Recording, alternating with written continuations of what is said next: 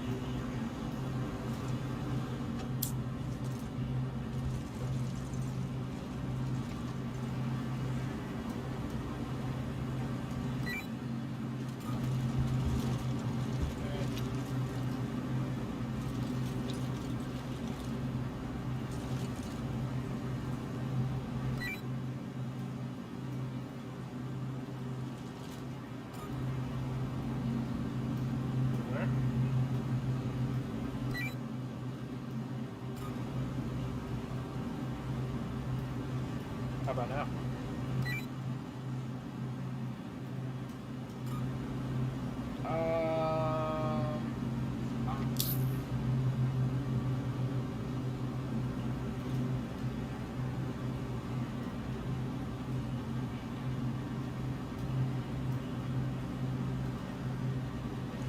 Yeah, I'm headed to yellow. Reserve.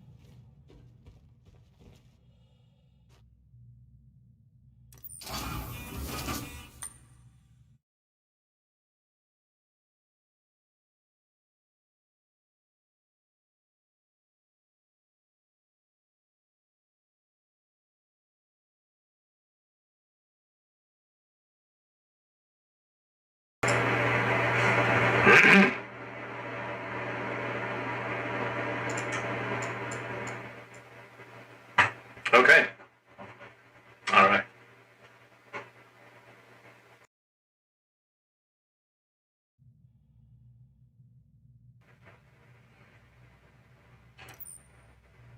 Okay, so I've got my helmet on, and we're ready to go.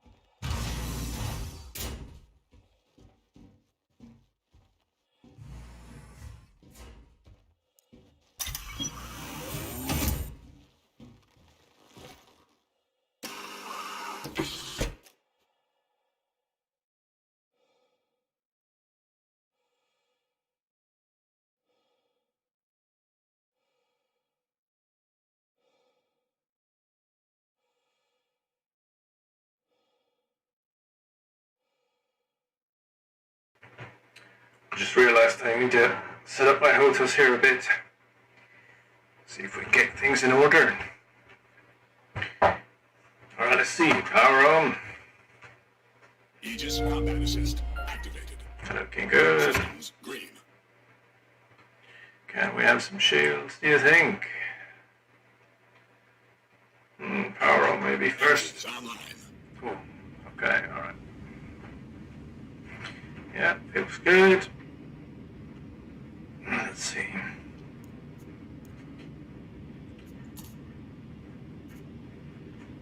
So a tiny little Avenger is requesting takeoff, please, to by Genie Point Tower. You are clear to launch. Awesome. Alright, here we go. Let's see if this thing will run.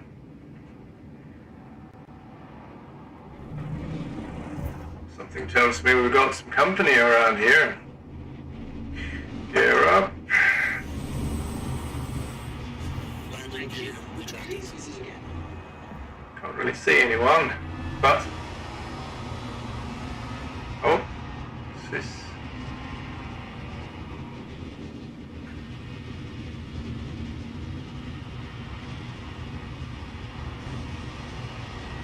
Oh, nothing of importance.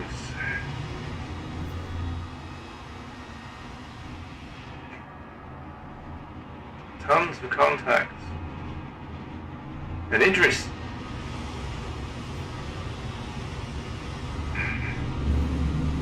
Ah, they're coming in.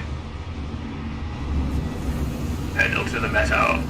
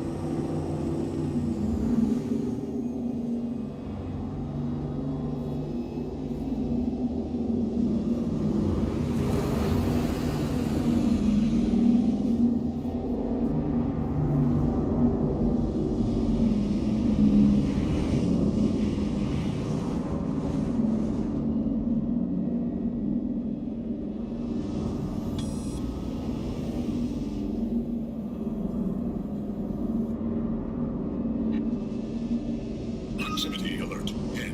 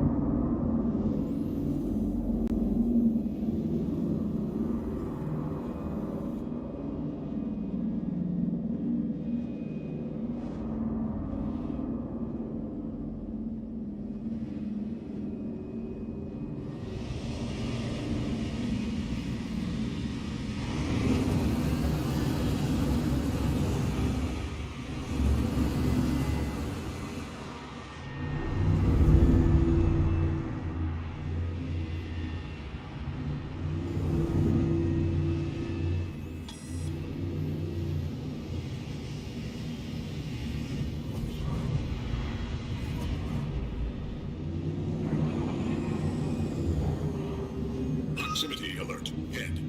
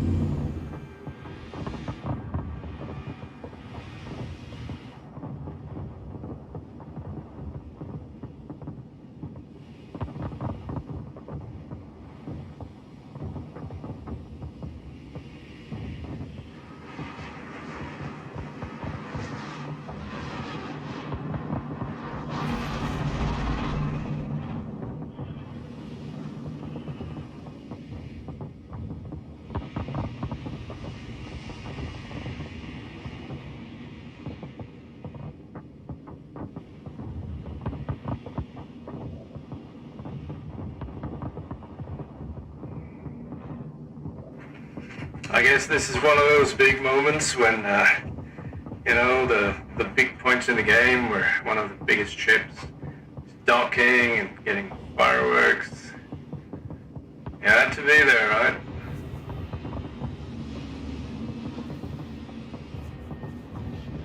These little guys are here to protect it.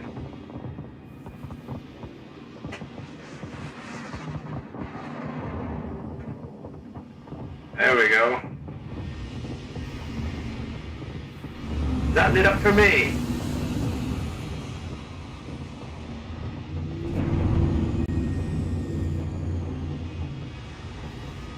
Alright, enough of this. We need to find the bearing. Let's see. That looks like a good spot over there, doesn't it? And we need some music. There we go.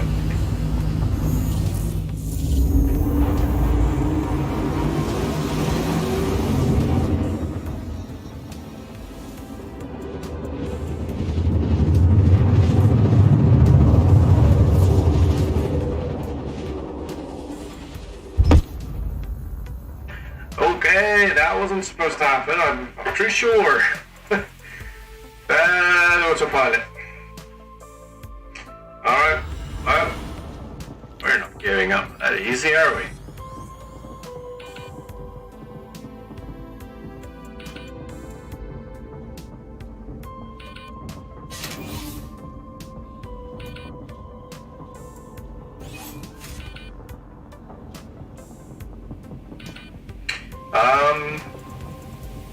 So we have a warning signal here. What could that be? Oxygen, not too sure.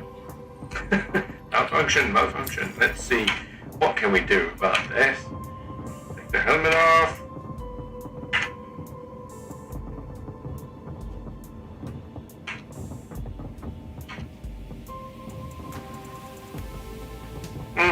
I think that solved it. Okay, let's see.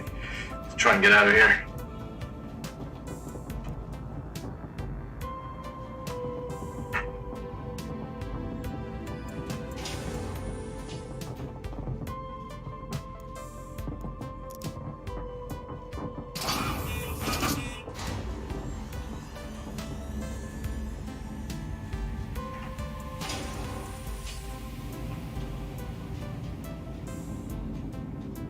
Wait.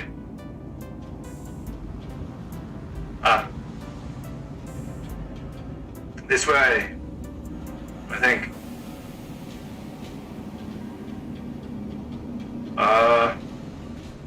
Where are we going? Which way is it, man?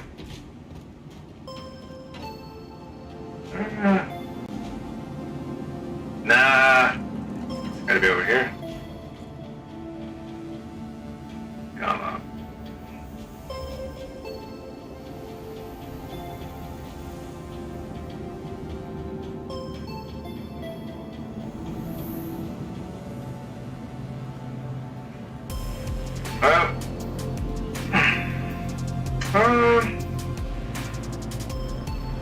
Yeah, same.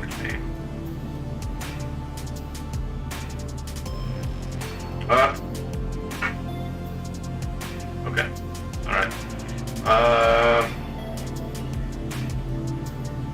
You know, I wonder how far it is. Let's see. It would be quite cool to take them early down there.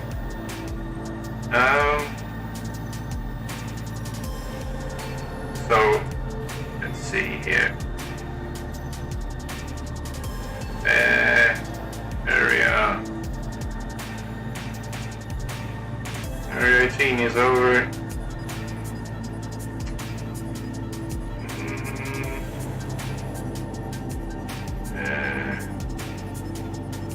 There we go. That's 229 Ks. That's not so bad. I mean, yeah. Edge will hang out, listen to some music, you know. Let's get them early.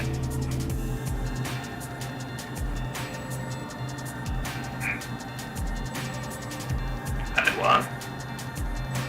It's my Padawan.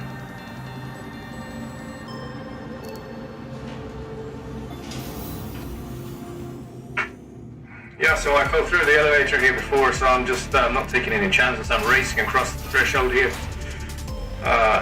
You want to stay in the building, right?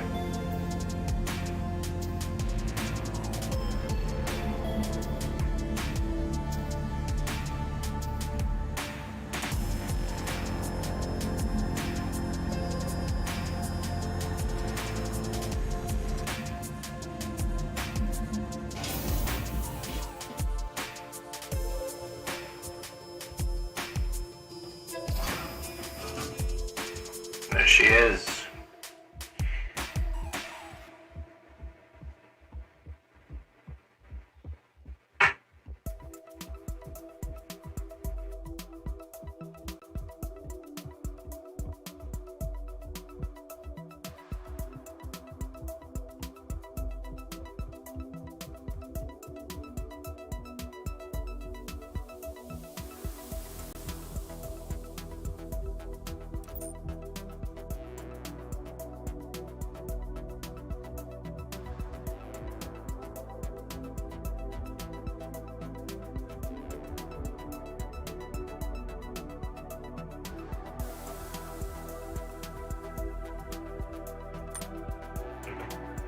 You don't get to see these very often due to the fact that they don't have a jump drive, so you can't quantum, and their use is limited, but as soon as you have room, you better bring one of these because they're awesome. Alright, let's see. You're powered on already, that's interesting. Can we have engines? Thank you. Looking good, everything's working. Right. Well, everything maybe isn't working right now. Whoops. What did I just do? Close.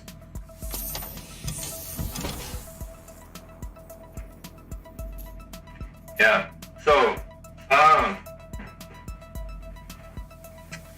Merlin requesting permission to launch by GD Tower. Alright. You are clear to launch. Thank you. Very quiet ship, I must say. Is this thing on? Doesn't look on. Huh. Something's going on with the engines here. Let's see. No. Let's try again.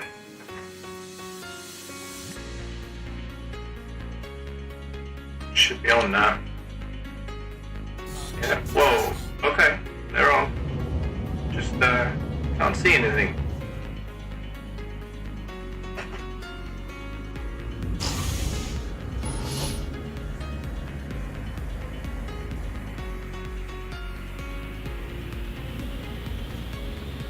Alright, let's see. Is everyone ready? Aiming for it. Okay, here we go.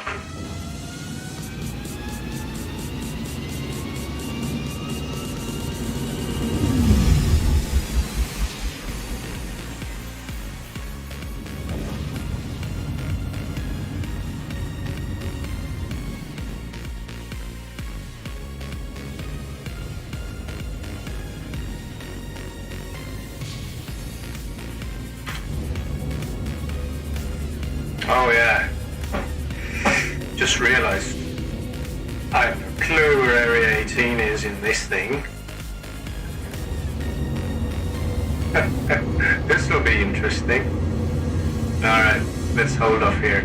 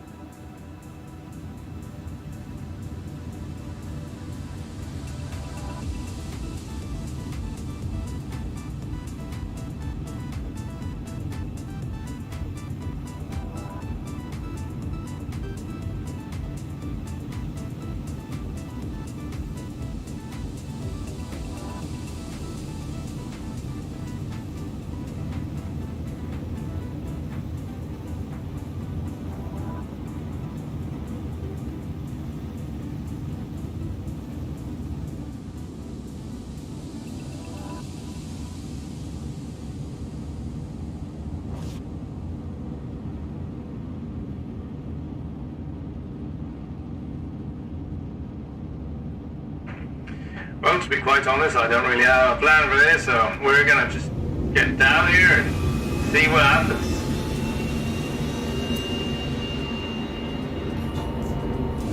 Navigation is not really one of the strong suits of this ship for sure.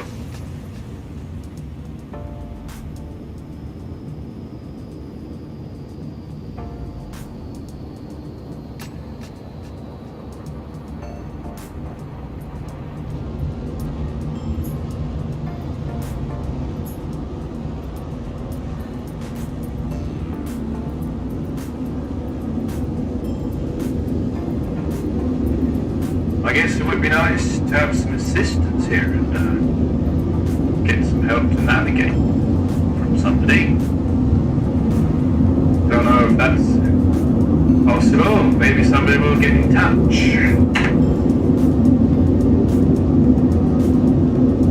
Wow, it's really loud in here now.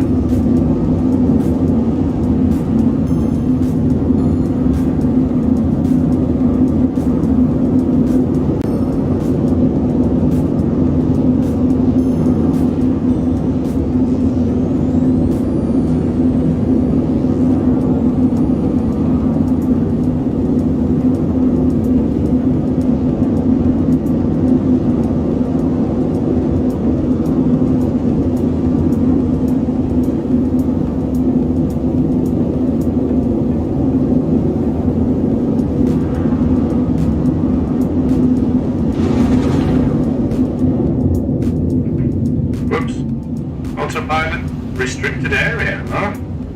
What's in there? Let's have a look.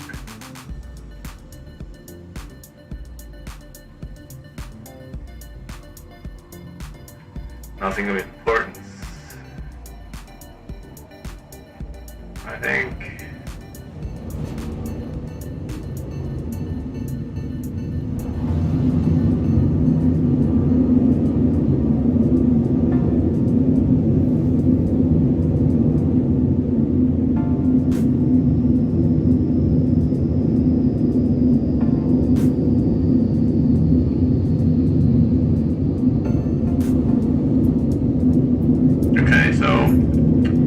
Stay above 550, maybe that will be enough.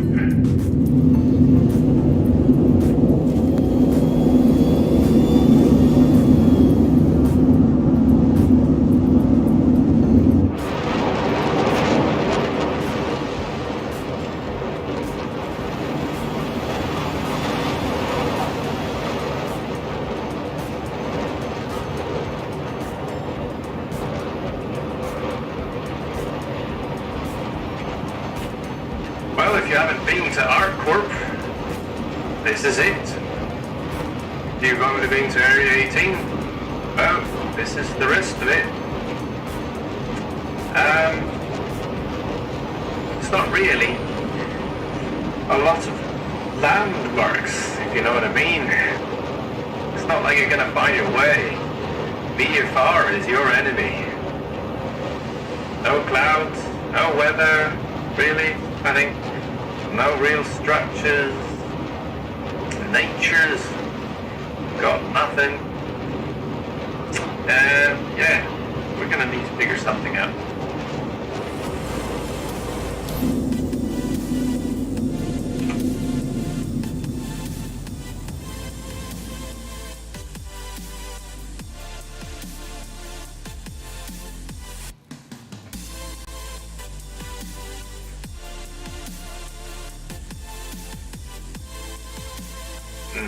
I have a clue.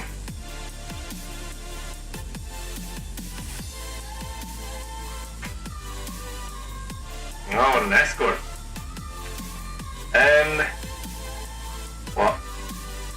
So what?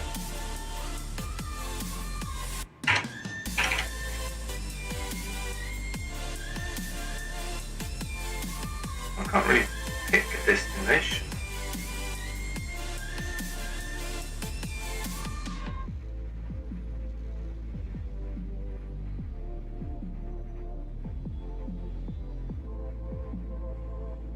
Who knows? Maybe somebody will show up. Huh? As it should be.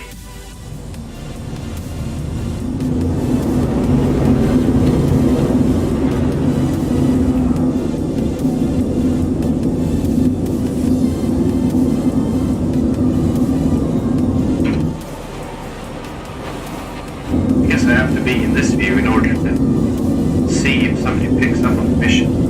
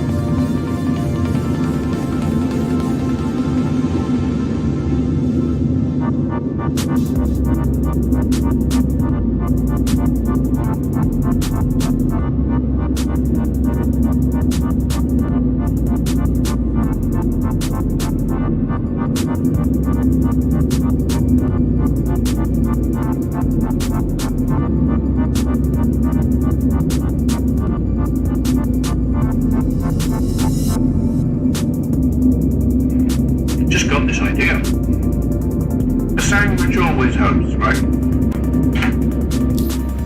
So, if I can find a mission that originates in Area 18, and I accept that mission, maybe I'll just be led there. I don't know. Never tried with this one, you know? Delivery would be great. So, no. Lyria, no. let's see. Something has to be. We're not too far away, are we? So let's see.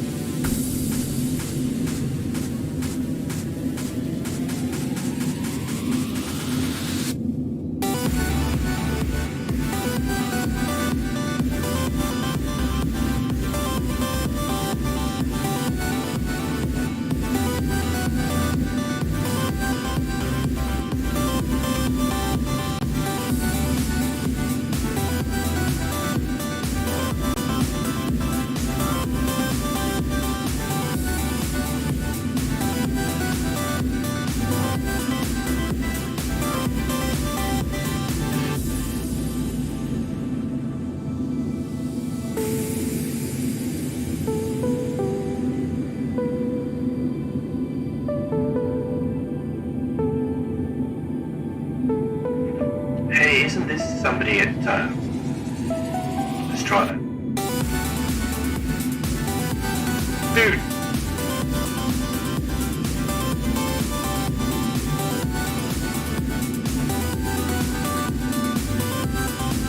Hey! Russo, I'm taking it, come on.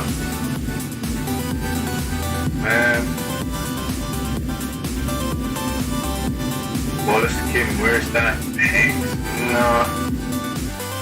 Oh, that's why. Well, I thought the server was younger than that, but who knows? So, you were just fried, my friend.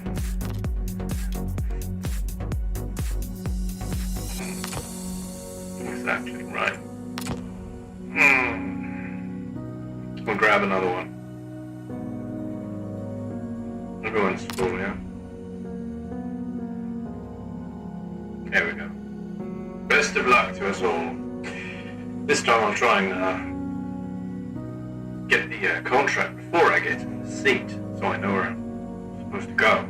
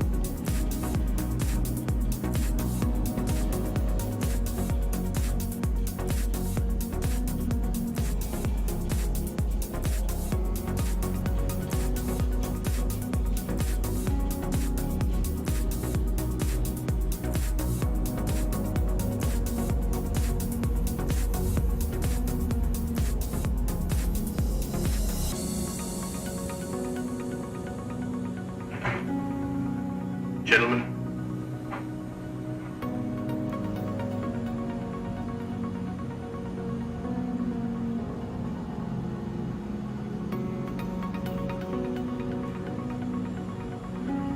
Add one. All right.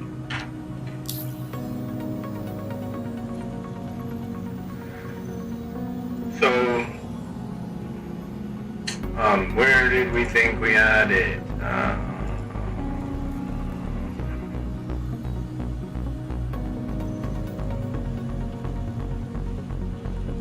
Oh, no. These are not. Here we go. Who's this? Ruto. Come on. No, what? Yellow? No, I don't like that.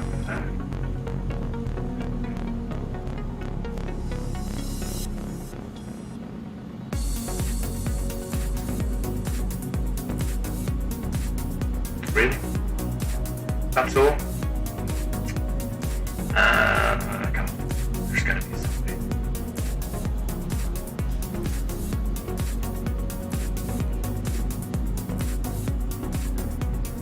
Nothing really. Okay. From Lyria, mining area.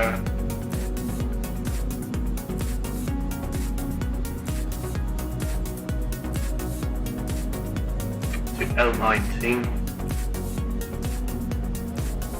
Well, I mean, I suppose I could go and get something locally, if there was such a thing.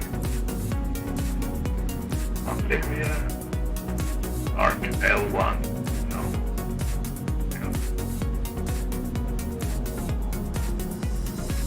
Voila. Come on.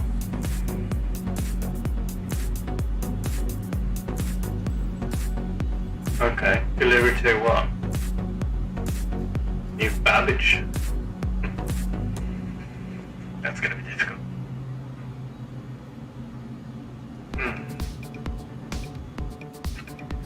Alright. No. New Babbage, really? Is there nothing for Area 18?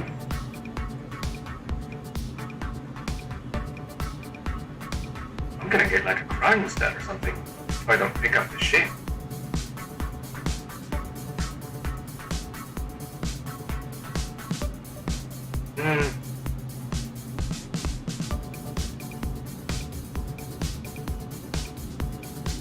You wanted to introduce yourself for what? Well, find an no.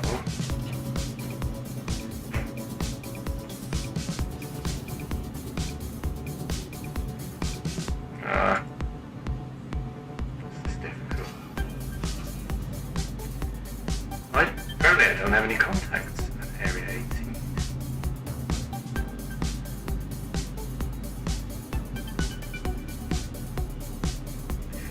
You know, I don't believe I'm gonna go to anywhere like that for a highways. Yeah.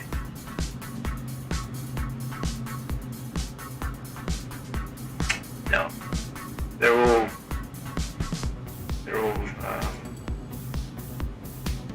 long distance. So Ruto, are you still gonna have me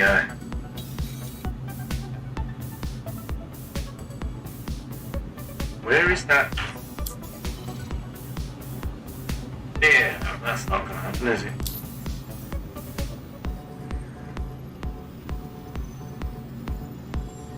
Thank you, but no thank you.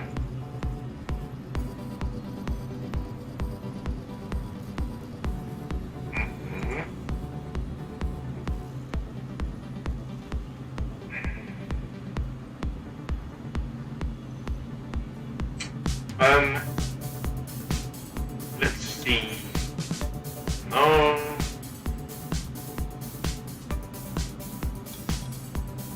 How about you?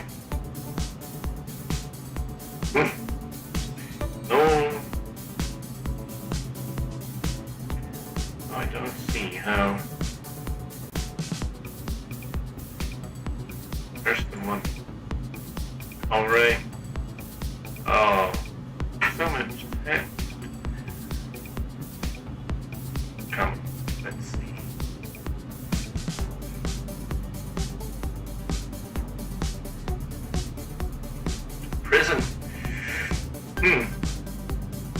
so with a Merlin, right?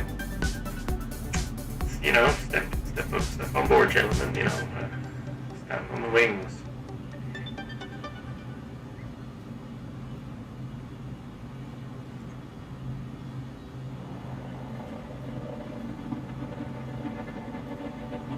Where is that?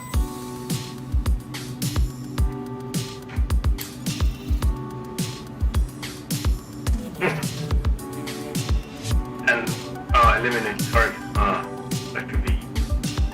I don't think so. With the Merlin, they've got limited firepower. You know, they run out of bullets, and I'm gonna get killed anyway. Okay, I'm not gonna find anything, am I? So, I guess I'll have to go down there and get to know some people over here. Story. Ah, no!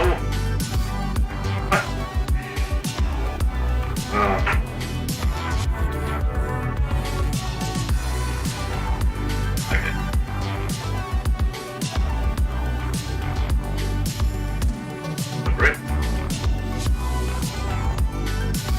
Bring you out.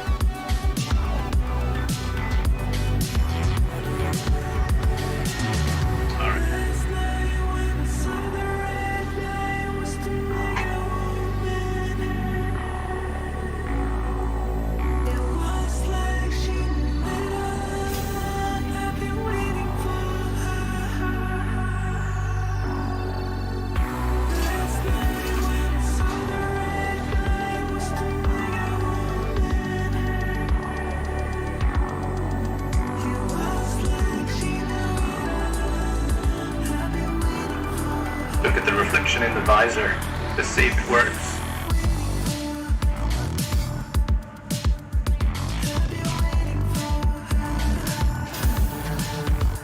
Nope.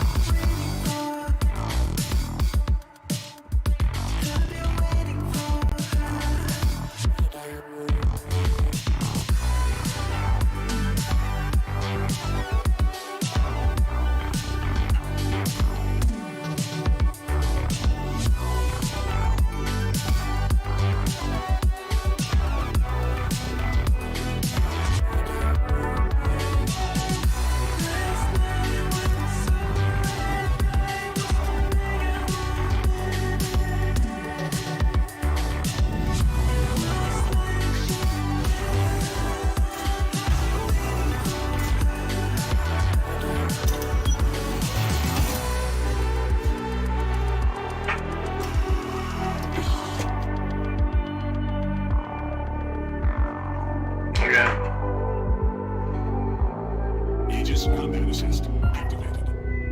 Systems green. Target. Engines on. Engines online. Functionality. Rudder control. Okay, so. Fighter Avenger. Virginia Point Tower. Requesting takeoff. You are clear to launch.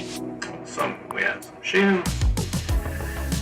Launch complete. And positive right gear. We're out of here.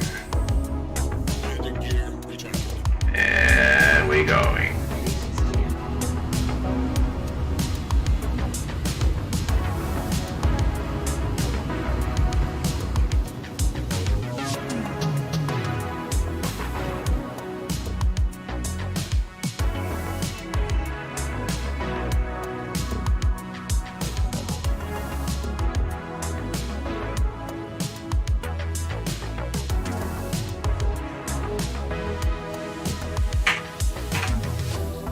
Okay. Can we find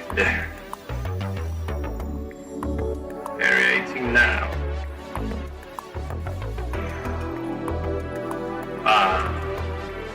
Come on. How does it work? There we go. Straight down. Too difficult. It's not straight down, but 180k, that's not too bad.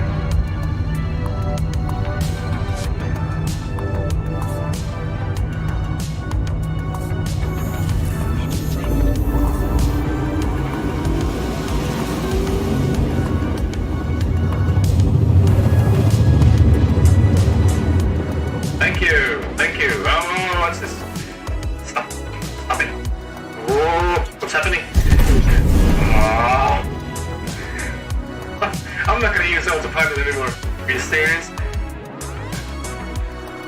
I'm flying there on my own now. Oh. Am I? No, I'm not. I'm back.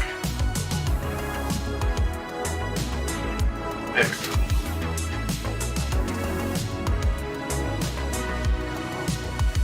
Very good FPS, like 60. 60 plus. It's not every day.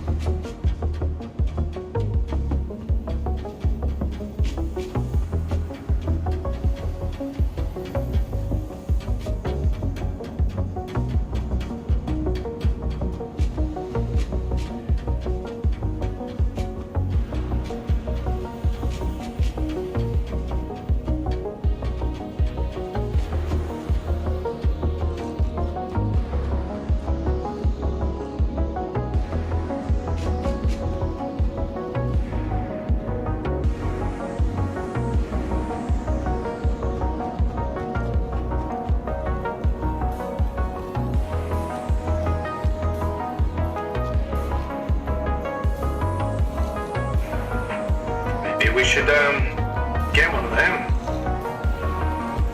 Not that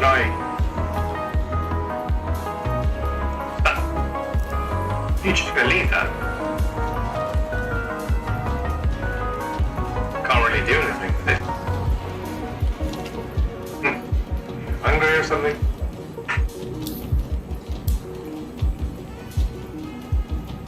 I think I took a wrong turn over here. Didn't I?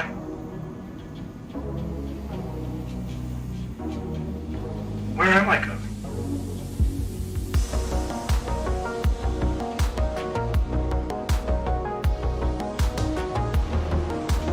There we go.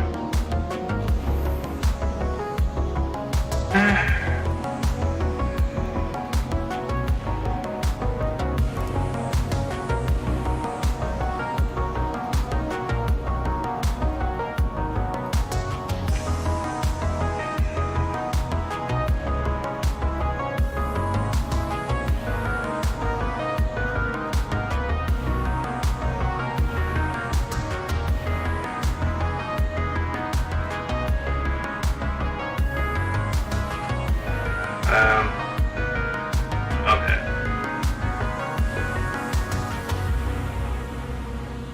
Not gonna find my way with that. Guess we'll take the freelancer. It's got enough room for my bottle anyway. Okay.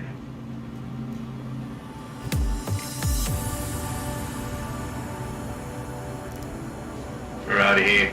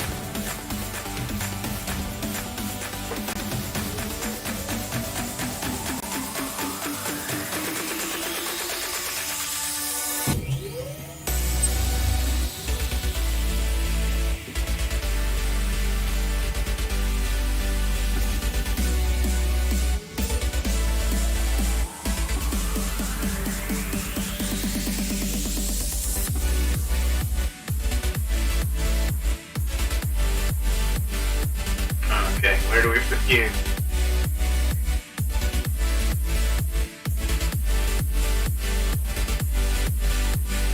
Stay. Awesome. It's here. Power on, let me see. Lights, please. Excellent. Yeah. Perfect. Engines on. Ooh, calibrating necessary. Checking. Whoa! Okay. Thank you, and please visit again. Thank you. Here up.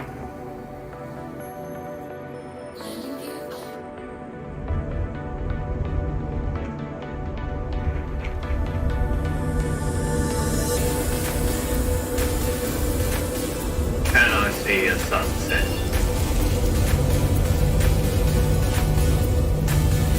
Yes, I can.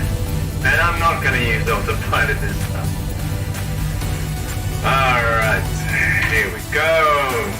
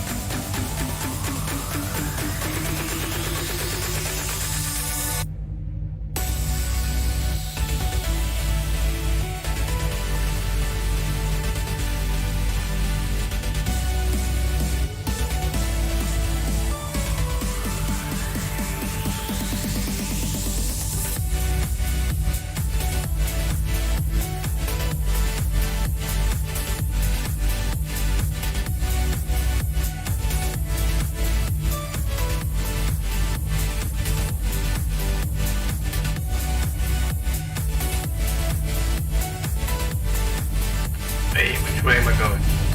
Correct. Sun is going down because our altitude is lowering. Okay, look at this. We can actually see cities now.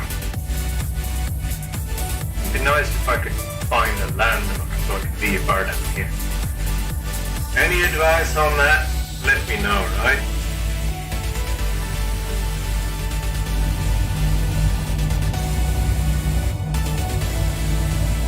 The zoom is sort of messed up.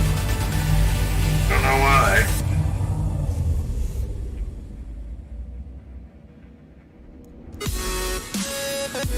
There it is. Area 18.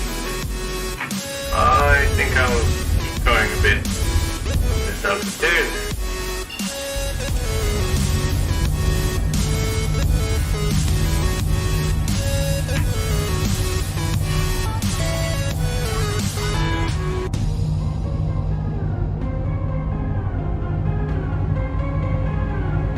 Alright. No distance available.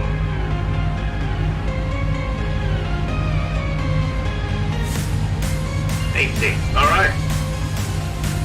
We're at 40,000, so it's 45-degree angle now. I think.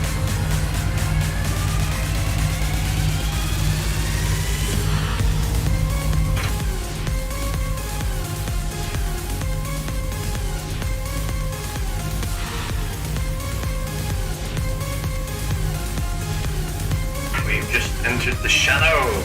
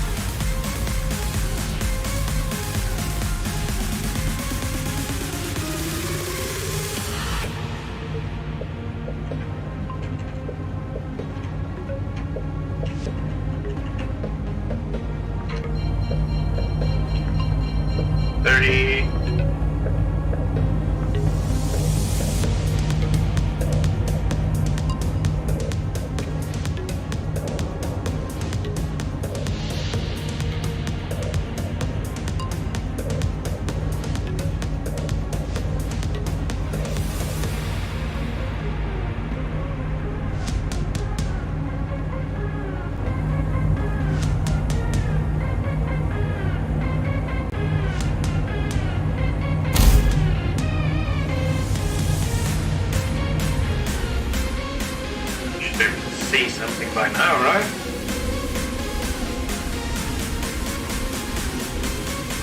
Can't believe I can't see the airport.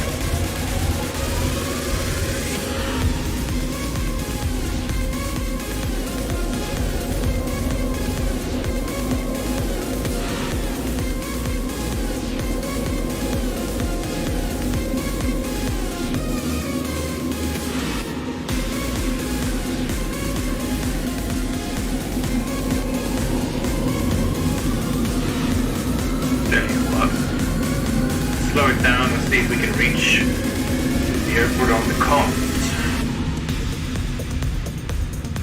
No, we can't.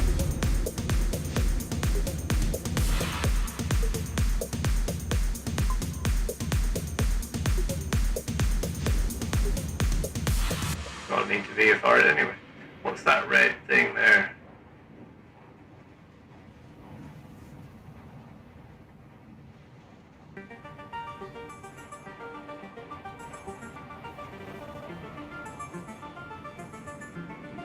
Hi.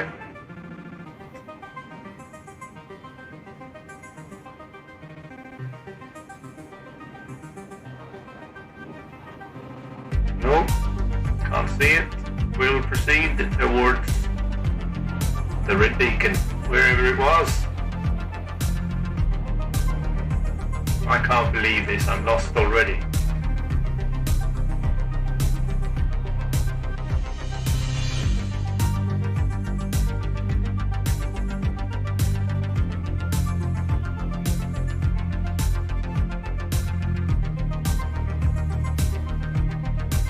There's something behind here. That could be it. Let's go check it out.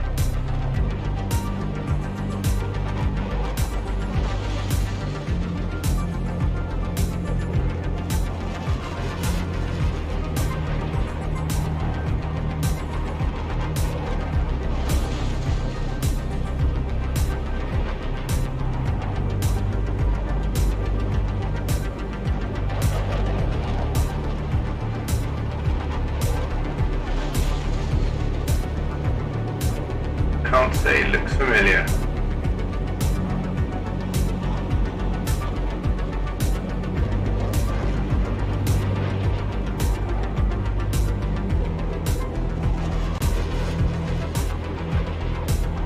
But I am seeing something else. Is that the convention center up there? Must be, right? We have something. We have a hammerhead.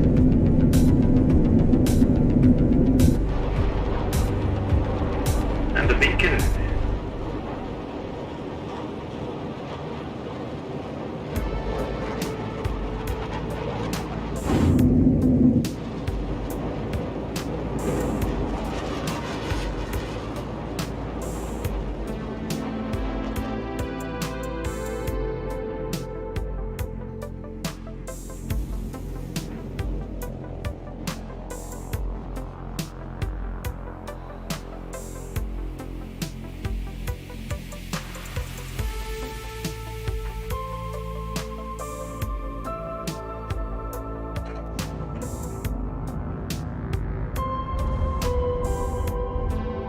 What are we seeing here then?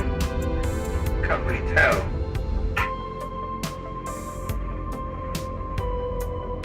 Very hard to tell. I think we'll continue and look at the hammerhead. Maybe that's a good direction.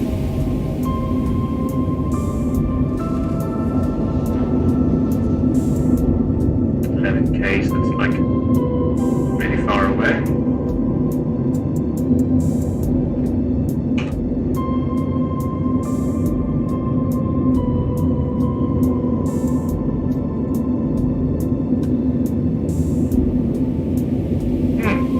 Look at this.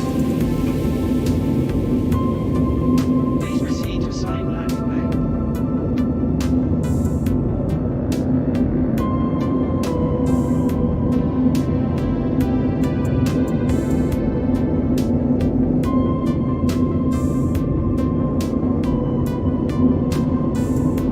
We have found it.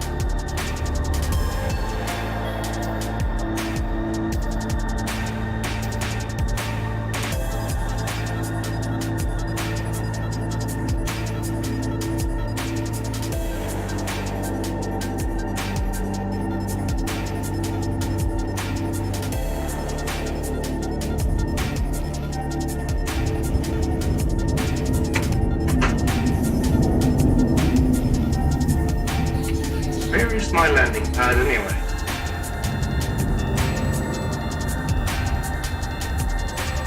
Ah, over here. I see. That's gonna be cramped.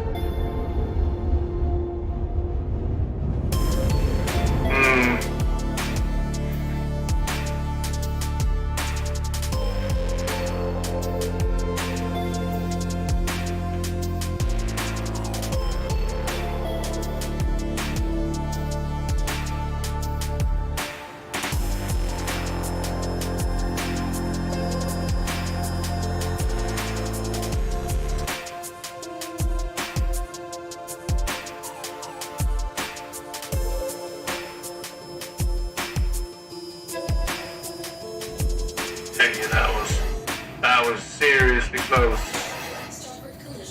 Okay, let's see, slow it down a bit.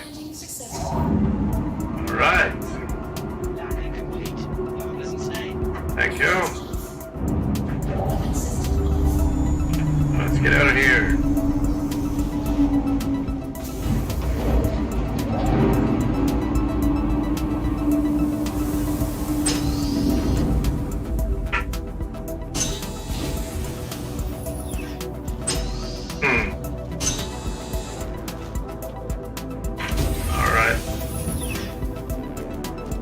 Let's see.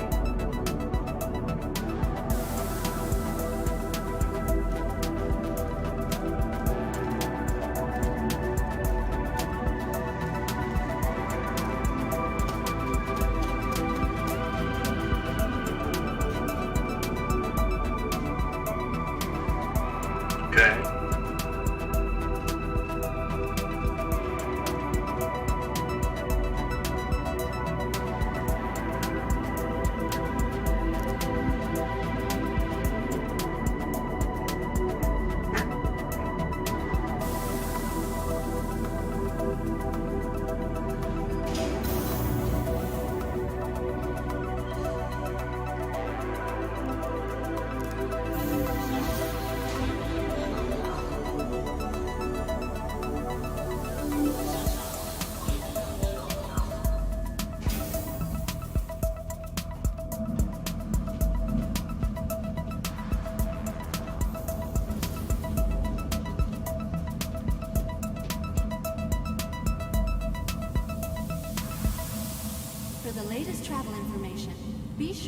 the departure and arrival boards, conveniently located throughout the spaceport.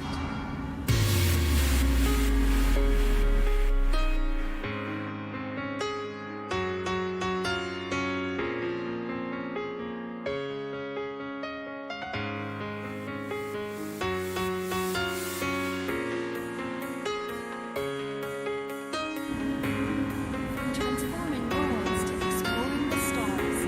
Our corp is proud to bring the universe closer together. Our corp, investing in tomorrow's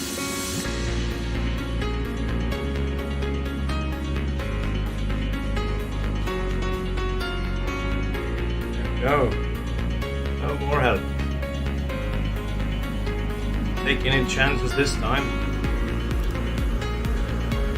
I can't hear. Store. Be sure to check the departure and arrival boards, conveniently located throughout the spaceport. Okay.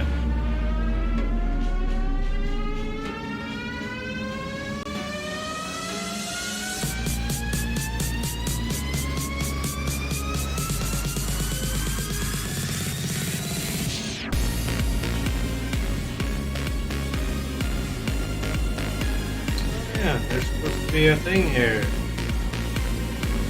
Where's that thing? I mean, not yet. This way, okay.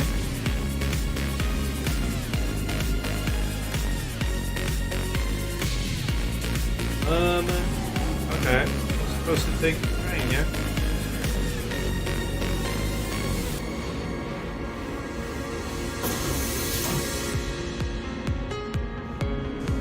No, that's real empty.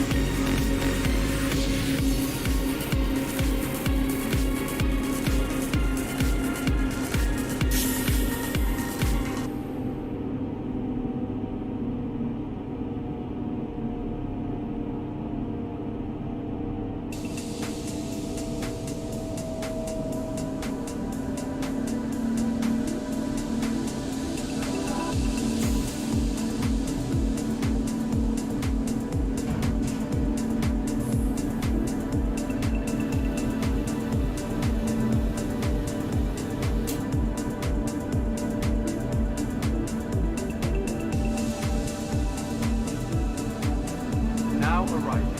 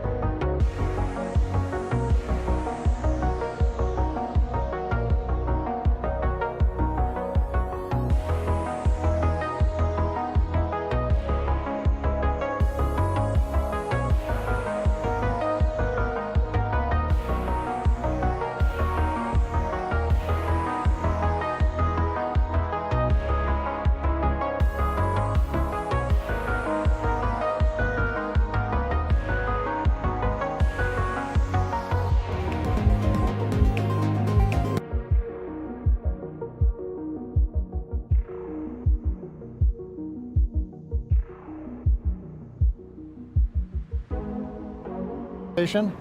Right now, the launch director and the launch team are preparing for a readiness for launch poll. In this poll, the 13 members of the launch team will electronically indicate a go for launch. This is also the go for propellant load. Now we're going to hear that in a couple of minutes, so while we wait, we are tracking you watching from all over the country. We're seeing large numbers of you logging on or tuning in from coast to coast, as well as around the world. We want to know, is this your first time watching a launch live? If not, how many have you seen before? Tell us using the hashtag LaunchAmerica from your favorite social media website. As for me, this isn't my first one. I've seen a lot, but everyone is exciting. Now coming up, we're going to go into a readiness poll, as I mentioned. Currently right now on other nets, the SpaceX launch director is checking to verify the Dragon team is ready and that the NASA launch management team is ready. They'll come back at about T-minus 47 minutes with instructions to the SpaceX Falcon 9 team to make their final assessments. Then they log into the procedure. It's a little different than the old days where you would hear a go, go, go, you know, position by position, all up and down the row. In this electronic age, everybody just clicks on whether they're go or no go. The launch director will then at T-minus 45 minutes summarize the end of the poll and will then provide instructions for the team. At the same time, we will begin getting ready for the crew access arm retraction, and we'll show you that on one of the screens that we've got up.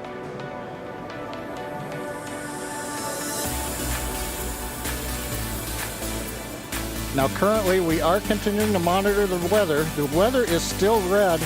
It is improving. We're looking at one cell between the radar and the pad. We're keeping our fingers crossed that conditions will improve, but we're going to be watching that for about another 15 minutes. So it looks like we're going to be good to begin propellant load once we hear the polls, but we still have to get the get the range green so that we can actually do the launch in just 47 minutes from now. Let's listen to the countdown net for a moment.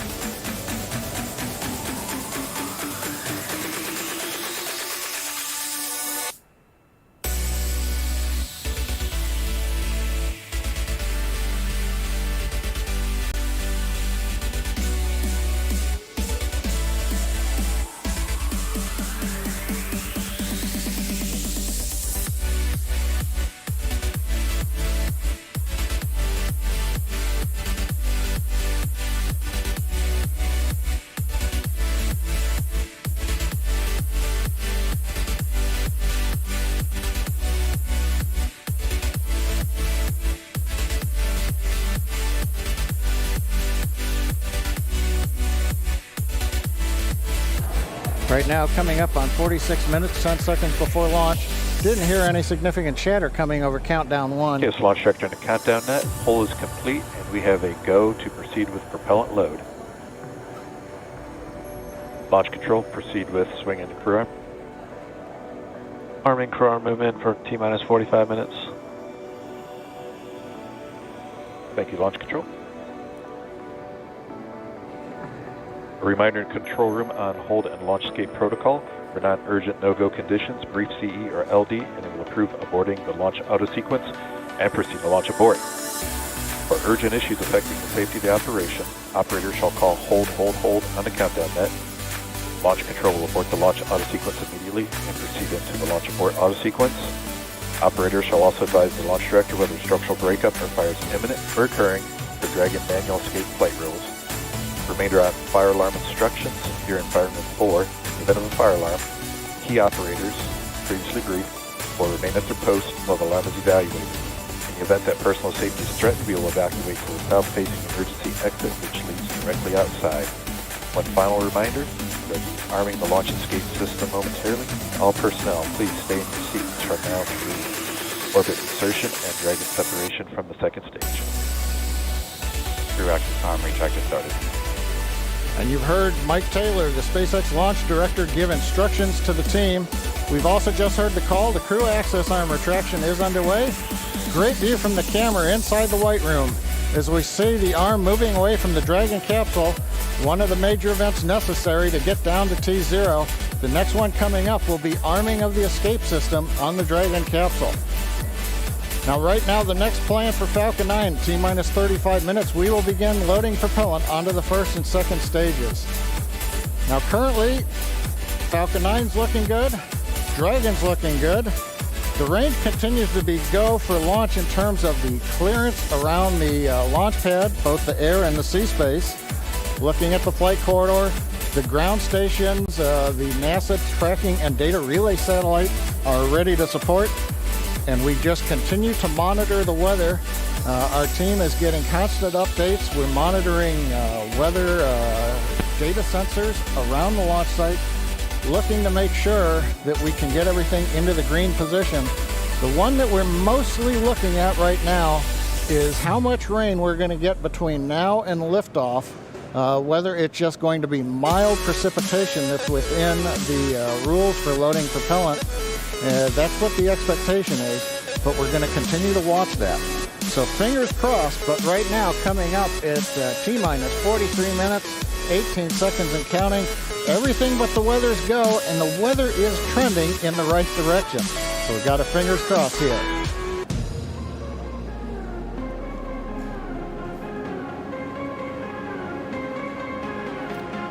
At this time, we're going to send it back over to Kennedy Space Center as the action is picking up on the launch pad.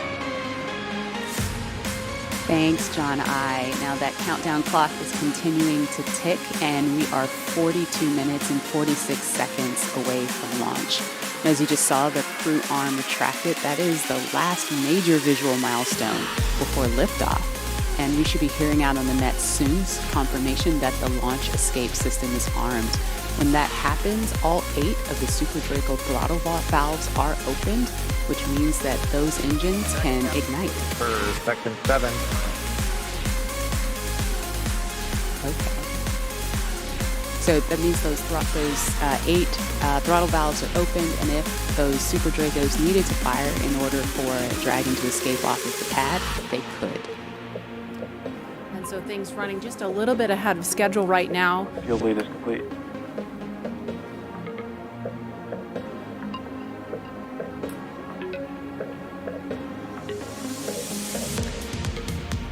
Now we just saw the crew access arm retract just a minute ago. We saw NASA astronauts Doug Hurley. In 7.2, our visors are closed and we're arming the launch escape system. So we just heard the astronauts confirm that they are about to arm the launch escape system. That happens just before fueling begins, which we expect to happen in just a couple of minutes. We saw Bob and Doug suit up a little over 3 hours ago.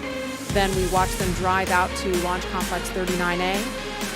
They were assisted by the SpaceX ground team with Crew Dragon ingress. That happened a little before 2 o'clock this afternoon. And then we saw the spacecraft hatch close. And again, just a minute ago, we saw the crew access arm retract. We just heard that the crew armed the launch escape system. And in just a few minutes, we are going to hear the call that they have started propellant loading.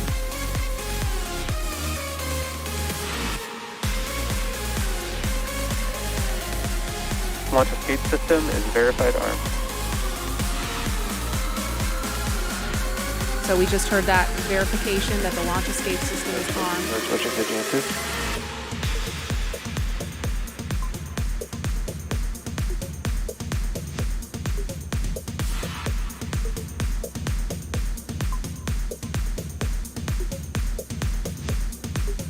2. And we are going to send it over to Hawthorne to take us through prop loading. Jesse? From the parachutes to the launch escape system, SpaceX has designed Crew Dragon and Falcon 9 to be the safest launch vehicle ever flown. And joining us today, we have SpaceX's Nick Picone, who was our mission manager for our in-flight abort mission earlier this year and currently works on the Starlink team.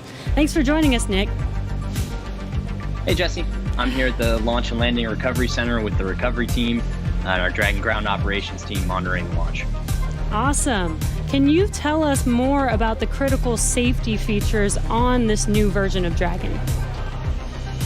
Sure. So Dragon 2 was designed with long-term reuse and reliability in mind.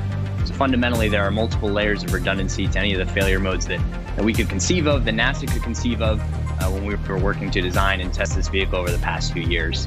But in the event that we encounter an unforeseen failure mode or multiple failures which push us outside of our design space, Dragon also has backup systems and operational controls intended to keep Bob and Doug safe.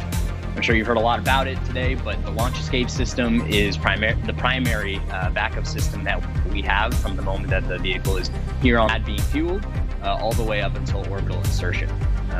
At a high level, the launch escape system, in the event of a major Falcon anomaly or emergency, will terminate Falcon thrust, separate Dragon from Falcon, and it'll use Dragon's 8 Super Draco engines to quickly pull the vehicle away from any kind of Falcon anomaly.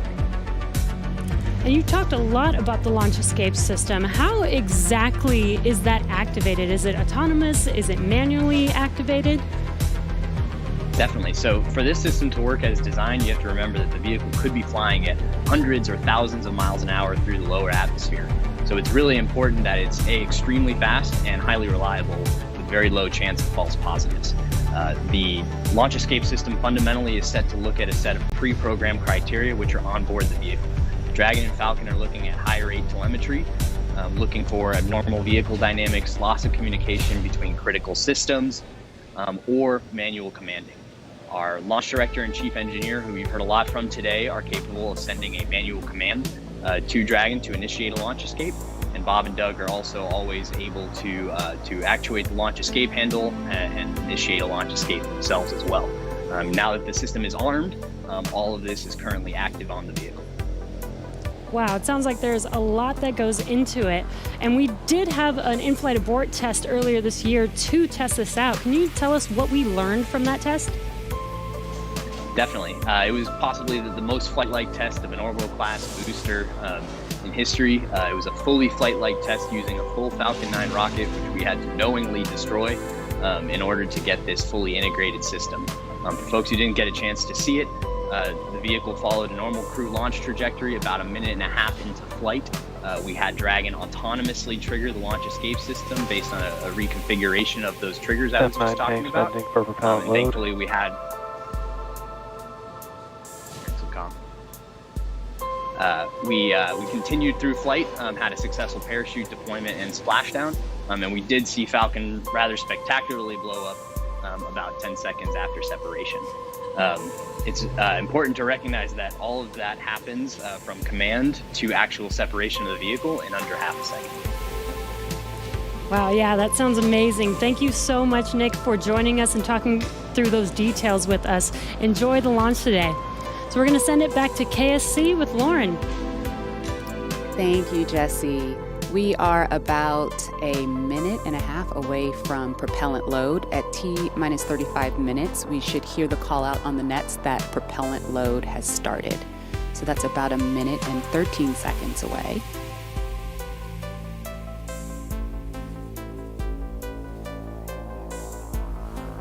Hey, Marie and Lauren, I am getting goosebumps over here. This is an exciting moment.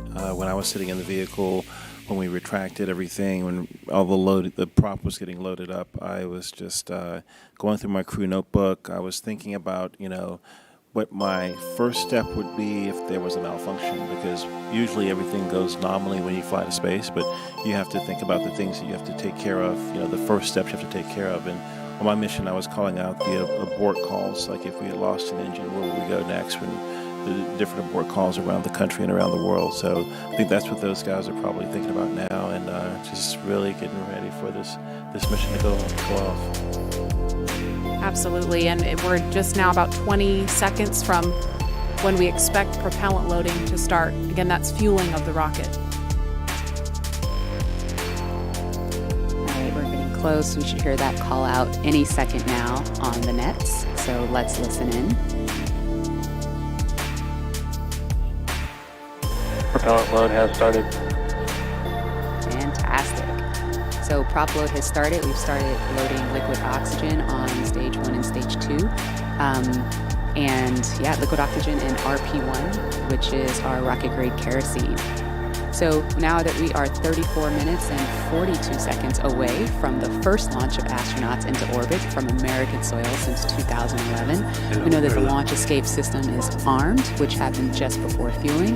Dragon prop load happened weeks ago, actually just a few miles down the road at what we call Dragon Land. And those propellants, which are MMH, or monomethylhydrazine, that's our fuel, and NTO, or nitrogen tetroxide, that's our oxidizer, those not only feed the Draco engines that propel Dragon on orbit, but they also supply those 8 Super Draco engines of the launch escape system. So I have one right here, a little model. Oh, it doesn't come off the stand. Don't break it, Lauren. All right, I know, it's very nice. So as you can see, the Dragon is actually broken up into 4 quads, and each quad has 2 of the Super Draco engines for a total of 8 of them. And as I mentioned, they are biprop engines. They have MMH and NTO as their oxidizer. Now, most abort systems from past space vehicles, I believe like Soyuz, Mercury, Apollo, they all had a pointy escape tower on top where there was essentially like a mini rocket engine or a series of rocket engines on top. And if they weren't used, that escape tower would have to jettison itself from the vehicle. If it was used, it would be used to lift the vehicle off of the rocket. Well, Dragon is a little bit different in that its escape system is actually integrated into the vehicle, and that's great for a couple of reasons. One less thing you have to jettison on a nominal flight, and so they're pretty dormant, just those throttle valves open unless they're used, and hopefully they never have to be. And yeah, I mean, the other thing that offers you is the ability to escape from the pad all the way to orbit. Because if you jettisoned your escape system prior to that, you couldn't. So yeah. That's a little Dragon there. Again, right. New era, much safer design. Yeah, absolutely. Thanks for walking us through that, Lauren. Again, the launch escape system is armed. That protects Bob and Doug so that if something were to go wrong, they can shoot off of the pad away from the rocket and parachute to safety in the ocean. That is such a crucial safety capability. And so now we want to go over to Hawthorne for an operational update with John. Thanks, Marie. We are counting down those final minutes. Everything is still looking good on the Falcon 9 and the Dragon vehicles for an on-time launch, but weather is trending the wrong way right now. We're keeping our ears open in case we hear that the weather is going to be no-go for the rest of the count. Right now, we are counting down at T-minus 32 minutes. Stage 1 locks and Falcon 9 RP1 did flow rates are begin nominal. propellant load at T-minus 35 minutes, right on time. The propellants we use on Falcon 9 are a fuel, which is rocket-grade kerosene, also called RP1, refined petroleum. We use an oxidizer, and that's the super chilled liquid oxygen, or LOX as we call it. Those two propellants come together, but they don't light, so we need an ignition source to complete the fire triangle. For this, Falcon 9 uses a fluid called T-tub. You might see that just before first stage ignition, or maybe later in the second stage ignition. You get a green colored flame as the T-tub comes out into the oxygen, and that ignites the main engines right before the rocket takes off or the second stage engine lights. Now currently in the fueling, RP1 fuel is about 10% full on the first stage. That's the bottom 2/3 of the stack of the vehicle you can see on the left. The first stage is that long white cylinder at the bottom plus that black cylinder called the inner stage. That's the entire first stage that we're loading with LOX and RP1 kerosene. That's the part that comes back to Earth. The second stage just above it, the white cylinder, and then above that will be the Dragon trunk and the capsule. Now currently, the second stage is also loading fuel with RP1. That's about 8% full right now. We are loading liquid oxygen on the first stage. The second stage liquid oxygen load will begin at T-minus 16.5 minutes if the weather cooperates. So LOX loading will then continue on both the first and second stage until the last few minutes of the countdown. Helium loading is also underway into pressure vessels on the second stage. We use that to pressurize the tanks in flight as the propellant is being pulled out by the Merlin turbopumps. Dragon on board the spacecraft. You can see the astronauts are monitoring systems while propellant is loaded into the Falcon 9. Now when we flew the first demo flight last year and then the in-flight escape test earlier this year, the sounds inside the Dragon capsule were recorded. So as part of the training, the sounds of the propellant loading were played back to acclimate the crew to what they're experiencing now. I'm listening to some discussion on one of the back nets, trying to track where we are with the weather criteria. We're just passing another weather gate right now, trying to see whether or not the conditions are go. In certain situations, when the weather is no-go, you have to wait 30 minutes, and we are now inside of 30 minutes. But if the cloud moves away, if the conditions improve, we may be able to continue the countdown for another 14 minutes and reassess. So we're waiting to see whether or not we can continue the count. Currently we are. The range, they're ready to support with no problems in the air and the sea space area. But again, the weather, that's the one that's looking bad, and we're going to continue to listen. And as a reminder, today we have an instantaneous launch time. So at this point, if we hear a hold for any reason, we're going to have to stand down and target our backup launch opportunity on May 30th.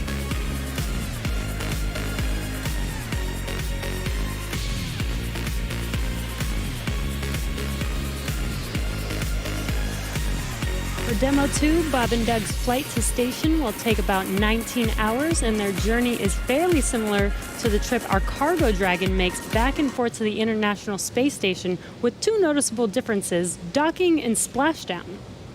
As we await T-0 in just a little over 28 minutes from now, ground operations team's just doing those final series of system checks, making sure both Dragon and Falcon 9 are ready for liftoff, and really keeping an eye on that weather. You're just continuing to get live views of the teams. You've got Falcon 9 and Dragon on your left, and then Bob and Doug on the right as they prepare at the Cape for liftoff.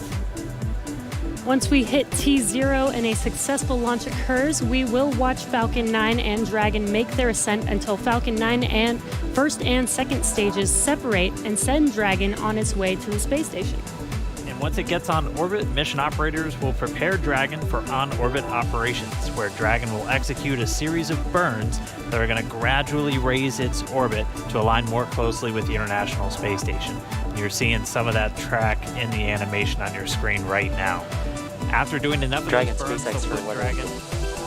Sounds like we're going to get a weather update real quick for the crew. Go ahead, SpaceX. Yeah, we're currently just evaluating a constraint on the field mill rule, which looks at lightning energy dissipation.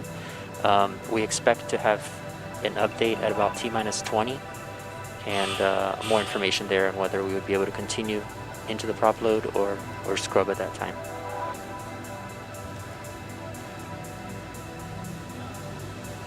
Okay, Jay, thanks for the update. We appreciate it. Copy, so I'll give you some more words in about 6 minutes. Okay, so it sounds like we're going to find out in about 6 minutes if we're going to have enough time. And John, I was referring to a couple of those weather situations where we have to have a certain amount of time. In this case, with the field mills, about 15 minutes. So they have until about 16 minutes and 30 seconds to really make sure that we're going to have enough time for that to dissipate. So we're going to be listening for that weather update in just a couple of minutes, but it is going to be a pretty interesting trip uphill for them once they actually get on orbit. And a very exciting countdown with 6 minutes to figure out if we are launching today.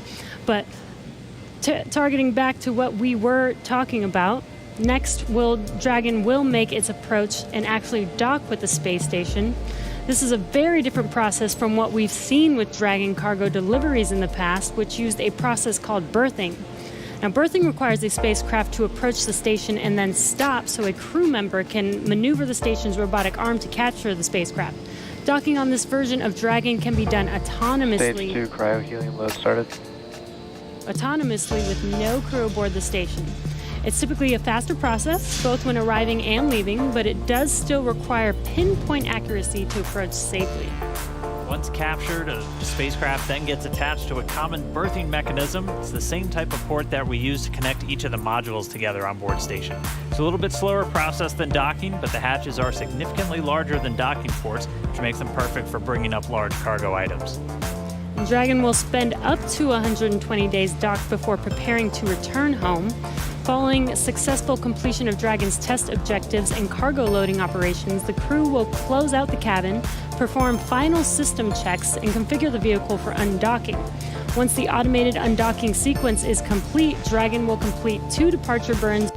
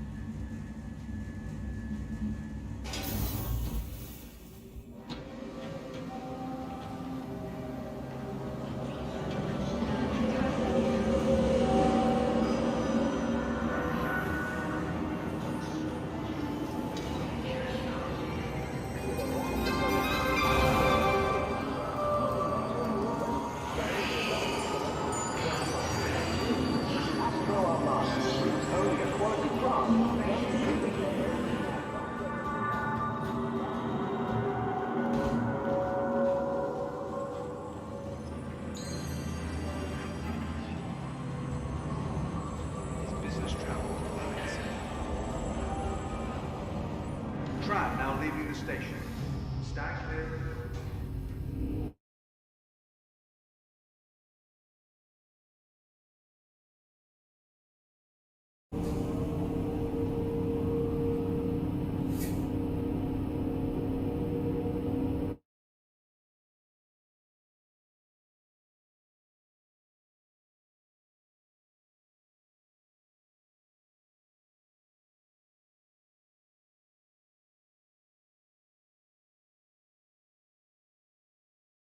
Able to make it. So we hope for better weather coming up on Saturday, where again our next launch attempt is going to be at 3:22 p.m. Eastern time, and we'll be able to go through everything. I mean, we saw them get suited up. They had a great ride out to the pad. All of their initial checks on both the suits with pressure checks and communication checks went well. Able to get the Dragon hatch closed, the launch escape system arm, and Falcon 9 started its fueling. Just not able to make a good weather window today.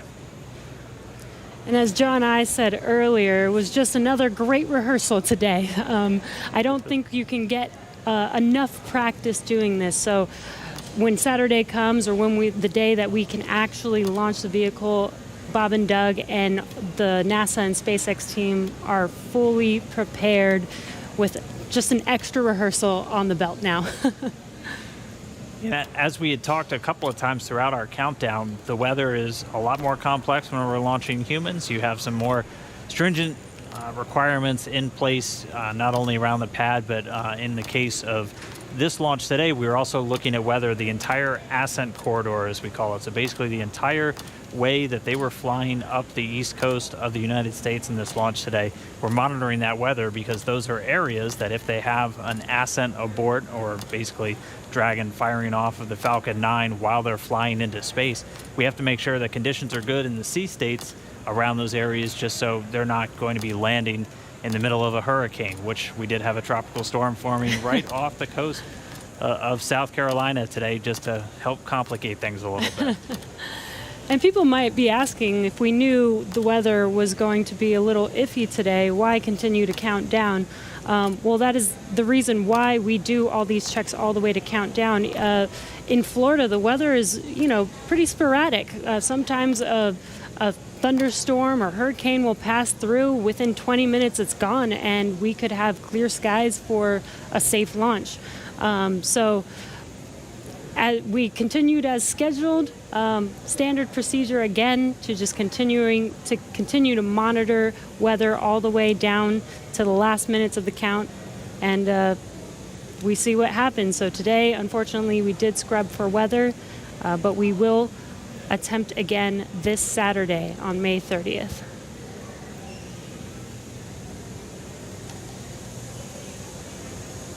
And Dan, Jesse, a couple of things to add on there. Right now we are 11 minutes after the scrub was called.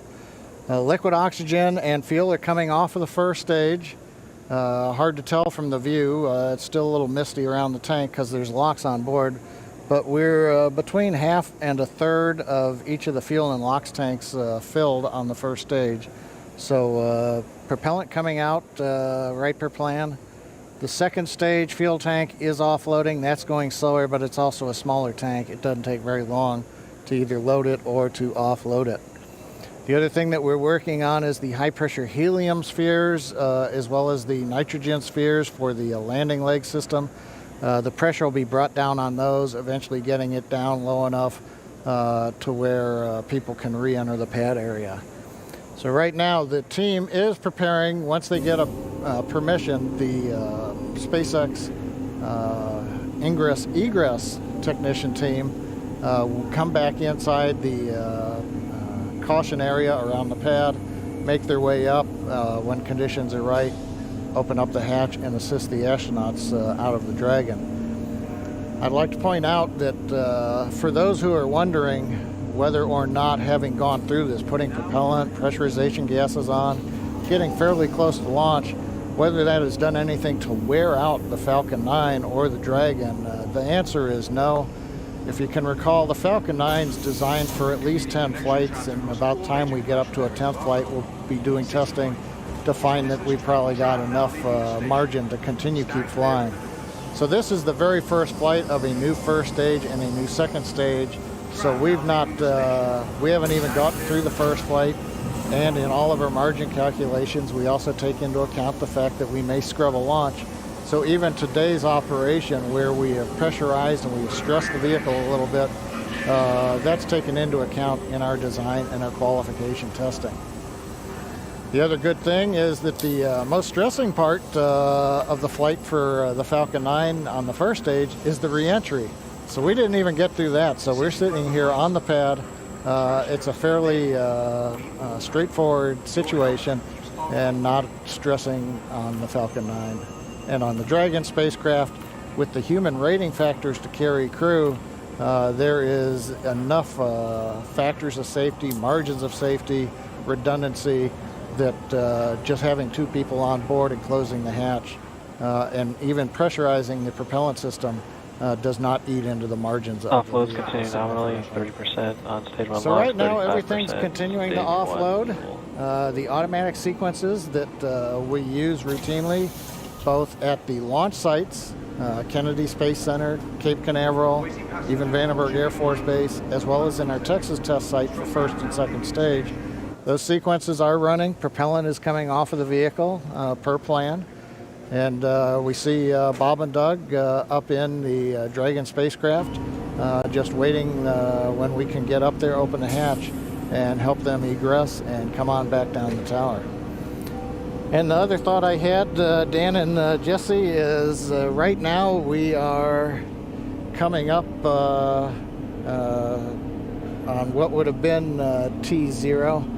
And I'm wondering 10 minutes from now whether the weather officer would turn around and say, yes, it turned good. You just didn't have a long enough window. We only had 1 second and we needed 10 minutes. So we'll have to ask offline and say, hey, did the weather conditions improve? And one thing I'll tag on to that Dan was mentioning and Jesse was talking about, the launch opportunities. The launch window does move earlier on Saturday a little bit. So it just happened to be Orbital Dynamics said today, if you want to go to the International Space Station and you want to launch northeast, which is the approved trajectory, you have to go right at 4:35 p.m. Eastern Daylight Saving Time. You pick another day, the T0 moves. It's just luck of the draw. We might have been doing this at 8 in the morning when we were getting lightning, or we could have been doing it a few hours from now when conditions may have been acceptable. So in the end, we can all look at Isaac Newton and Johannes Kepler for orbital dynamics telling us when do we launch, and that stuck us right in the middle of a period of bad weather. So there's my science lesson for today, Dan and Jesse. Appreciate that, John. That helps soften the blow of just moving past that T-0 time. But for anybody, if you're just now tuning in, wondering why Falcon 9 is still sitting there on the pad as we move past that T0, we did have a scrub for weather today, just not able to clear all of those constraints. We keep a very close eye on the weather around the pad and their whole way Dragon uphill. SpaceX for weather.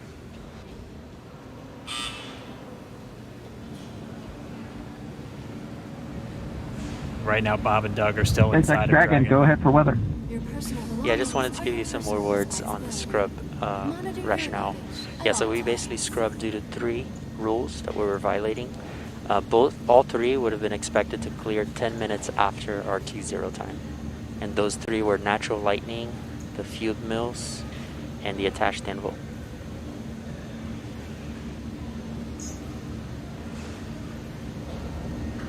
Want your company to be in good company? Yeah, we copy, Jay. We appreciate that update. We could see some raindrops on the windows and just figured that whatever it was too close to the launch pad at the time we needed it not to be. So we appreciate that. Understand that everybody's probably a little bit bummed out. It's just part of the deal. Everybody was ready today, and we appreciate that. And the ship was great. And we'll do it again, I think, on Saturday. Copy all. And yeah, we concur. And appreciate your resilience sitting there in the vehicle for us. We got the easy job. Nothing better than being prime crew on a new spaceship.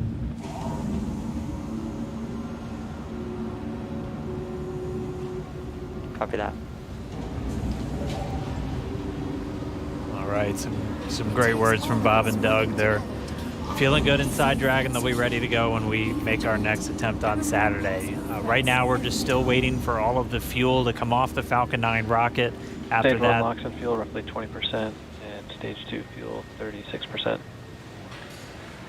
and so that call right there, we're still at a little over 20% on fuel, RP1, and LOX, liquid oxygen on the first stage, and then at about 26% on RP1 on that second stage. So again, it takes about 40 minutes once the process starts, so we should have right around 30 minutes or so until all that fuel's off. And then the crew will get to go to disarm the launch escape system. We'll see that crew access arm swing back into place, and they can begin to egress or get out of the Dragon spacecraft. And you heard it live, that weather update of what we violated. We were just 10 minutes off, unfortunately, but again, today was an instantaneous launch. And as John explained, it's due to the orbital mechanics and making sure that at the time we launch, it will allow us to get to the space station on time and accurately. So you can see on your right screen, Bob and Doug are patiently waiting. They do still have their visors on and still strapped into their seats. The launch escape system is still armed right now as we are offloading fuel, and will not disarm until prop offload is complete. And this is just to ensure the safety of Bob and Doug and make sure that they can egress safely from the rocket.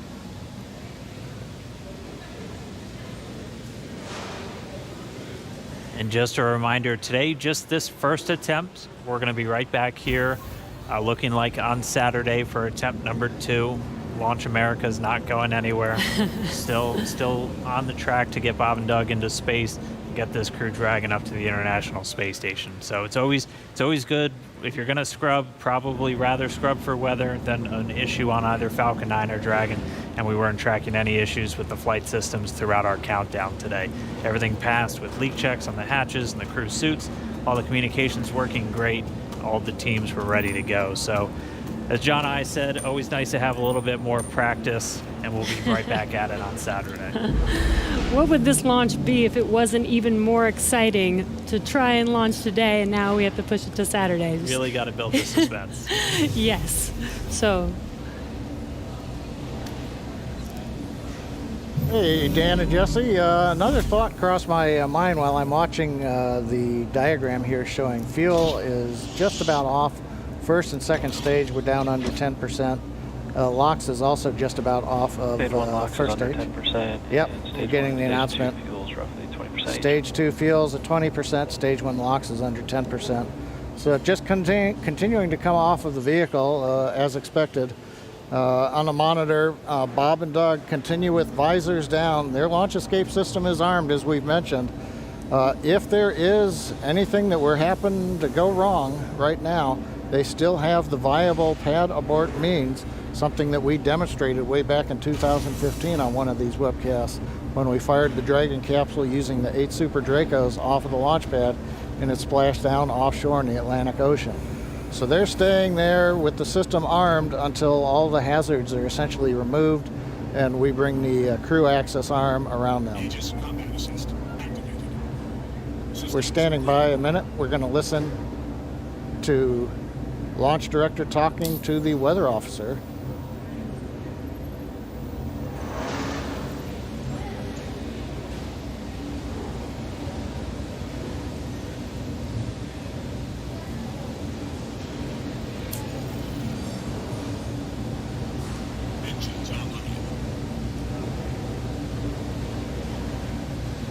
If you're just now tuning in, we did not launch today. We did have a scrub because of weather, but as we were saying, we are looking forward to trying this again on Saturday. Our launch time on Saturday will be another instantaneous window, so we'll have to have the weather cooperate again. That launch time will be at 3:22 p.m. Eastern. I think our last weather update put us at about 40% probability of violation. John I can check me real quick. Yeah, Dan, what I saw coming out of the Air Force was 40% probability of violation, I believe. It's always tough because they report in terms of violation, and the optimists have to subtract that from 100% to go, hey, 60% chance, I'll plan my picnic. We were listening, the SpaceX launch director, Mike Taylor, was talking to the launch weather officer asking about the 3 criteria that scrubbed us today. It sounds like in another minute or two, the lightning and the attached anvil cloud rules will clear. The field mill rule, charge in the atmosphere, is still bouncing around, and so, hey, we may need several more minutes before that one would clear. So we'd need even longer than 10 minutes in the window today, it looks like, for all the rules to clear. That brings up what I wanted to mention a little while ago. I got lost listening to the weather brief. But there are a lot of folks who are going, why an instantaneous launch window for Falcon 9 and Dragon? Now, typically when we go to the space station, when we do the mission planning, it's an instantaneous window. There may be enough performance in the rocket to launch somewhere in a 5-minute period, but you've got to pick a time in there.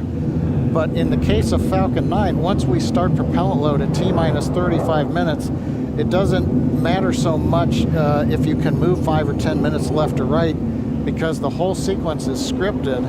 We do the flight analysis assuming that the temperatures of the propellants are below a certain amount so that we know how much performance is available to the rocket, how much margin we're going to have. So essentially, if you start the countdown, 4 hours, 8 hours out like we were doing today, and you have a very short window, once you get into propellant loading at T-minus 35 minutes, you have to go as soon as you get to 0. We don't have the ability to stop the countdown, wait 5 minutes. Now all of a sudden the liquid oxygen starts warming up from 340 degrees below 0 in the ground system, and that changes how much performance you get carrying into orbit, and we don't want to cut into those margins.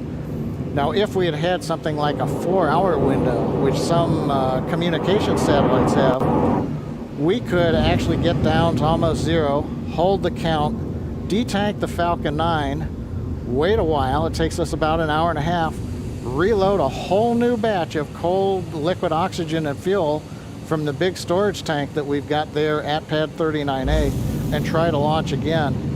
But in that case, you have to be able to launch, about an hour and a half or so later after you scrub. And in the case of the International Space Station, an hour and a half from now, it's nowhere near where we need to be to get to orbit with the performance of the Falcon 9 and the Dragon. So today, it's a combination. We start the day with a 1-second window, but once we get inside of 35 minutes, it becomes an instantaneous window for the Falcon 9, regardless of what the customer may be able to give us. So there's a little explanation for folks who are wondering why we have such a tight window. Right now, it looks like we are bringing the last bits of fuel off the stage, and liquid oxygen is just about off of the stage. So things are clocking right along for the 40-minute timeline. Everything looks good, and we'll wait to hear that we're clear, and then when we get the call from Bob and Doug to go ahead and disarm launch escape system, and the crew access arm will watch come back out, center itself around the Dragon hatch, and then the ingress team will go up there and open the hatch. Thank you for the science lesson, John I. Hey, no charge. Much appreciated. We did hear a quick call to the crew there. We should be just under 10 minutes away from that prop offload completing. It looks like we're just tracking Stage 2 the RP1 is complete. And there we have the confirmation. Stage 2 offload's complete, and we should have now just the RP1, so that densified propellant, or the RP1 is kerosene. We should be under 10%, a little under 10 minutes until that's off. And then we'll step through those events we were discussing, where they'll be able to disarm the launch escape system, get the arm back out there, and Bob and Doug can begin to exit the Dragon spacecraft.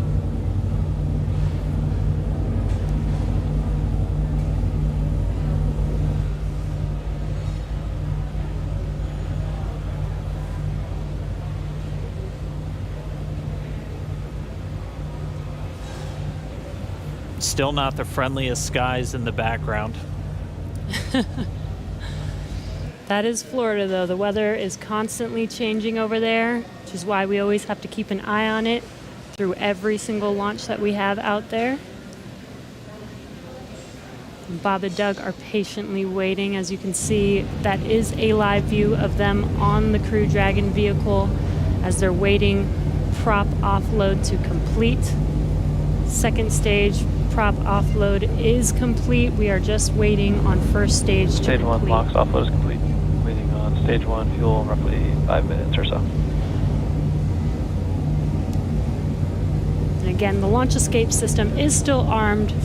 We are waiting for a prop offload to complete before they disarm that, and then they will be able to egress from the Crew Dragon vehicle. We just heard we should be just under 5 minutes away from the last of that fuel coming out of the Falcon 9 first stage, and then we'll see those events start to pick back up, and we'll see the crew arm swing back out. They've been in those seats for a couple hours now. They typically get inside of Dragon a little over 2.5 hours ahead of launch, so they've been strapped into these seats for quite a while. They are custom sized though, so they're as comfortable and as snug as possible, obviously, since they're going to be in them for a really long time. But most importantly, when you're doing that splashdown at the very end of the mission, it's your car seat, and splashing down or landing on land is not the most gentle of procedures in a capsule. So just really making sure that they're snug inside of that Dragon capsule. But we should be a little under 5 minutes away from the prop offload being completed. And as Dan mentioned, those suits are custom made, but the seats are also custom fit for each astronaut as well. They do remain on Crew Dragon for this mission for almost 24 hours about, so we do want to make sure that they are comfortable and make sure that the suits and the seats are comfortable enough for them to stay in that position for a while. I believe when they get into orbit, they are allowed to get out of their seats and get a little bit more comfortable, but it's a long ride for them. Yeah, once they do get on orbit, they are able to get out of the seats, actually out of their suits too, since for this flight path today, it was going to take them about 19 hours. So Bob and Doug would actually have had about 8 hours to sleep on board the Dragon capsule. So we weren't able to launch today, though. The rendezvous on Saturday should be very similar to what we would have had if we launched today, where it'll take them about 19 hours to get to the International Space Station.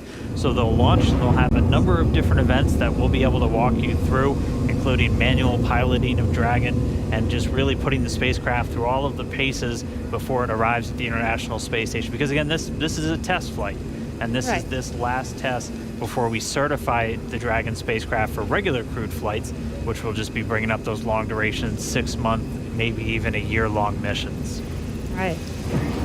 And it should be a very exciting test flight because it's pretty much like an actual mission.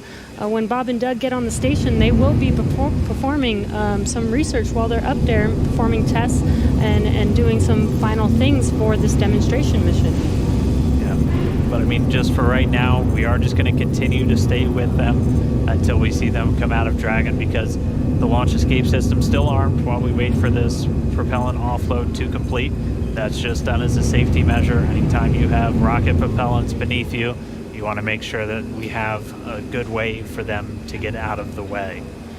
And so we should be within just a couple of minutes for that final bit of RP1 coming off the first stage, and then we'll hear the crew get the go to disarm that launch escape system. We'll see the crew access arm swing back in. But if you're just tuning in, expecting them to be in space, we did have a scrub today due to weather. Our next launch attempt is going to be this Saturday, May 30th at 3:22 p.m. Eastern Time. And just like we did today, we're going to be bringing you every single step of the way. It's going to look a little familiar if you watched all of today's, but it's going to be just as exciting. I can imagine it might even be more exciting with all the anticipation that we've hyped this launch up for, with already going through it all today. But again, the more practice we have, the better off we will be. Hopefully next launch attempt we will have a flawless launch and actually be able to lift off with good weather. Yeah, weather is going to be the big thing that we'll continue to watch. That was the culprit today for our scrub. And our initial weather reports already looking at about a 40% possibility of violation, probability of violation. So as John and I was saying, the optimists in us have to say that's 60% good. So we're going to look at the good side of this, and that's roughly what we were in the days leading up to this. We won't have a rogue tropical storm forming off of South Carolina on us on Saturday, but Florida weather will always be dynamic, so we'll just continue to track and hopefully get a good chance to hit that window on Saturday. And just a reminder, everything else on the vehicle and for the mission was looking good today. It was just the weather, which, as John I had said earlier, and Lauren even referred to him mentioning this, weather is the one thing that we actually cannot control on our missions. So unfortunately, it did cause us to scrub today, but the vehicles are healthy. Bob and Doug were ready. And they should be ready to go again with the next launch attempt on Saturday.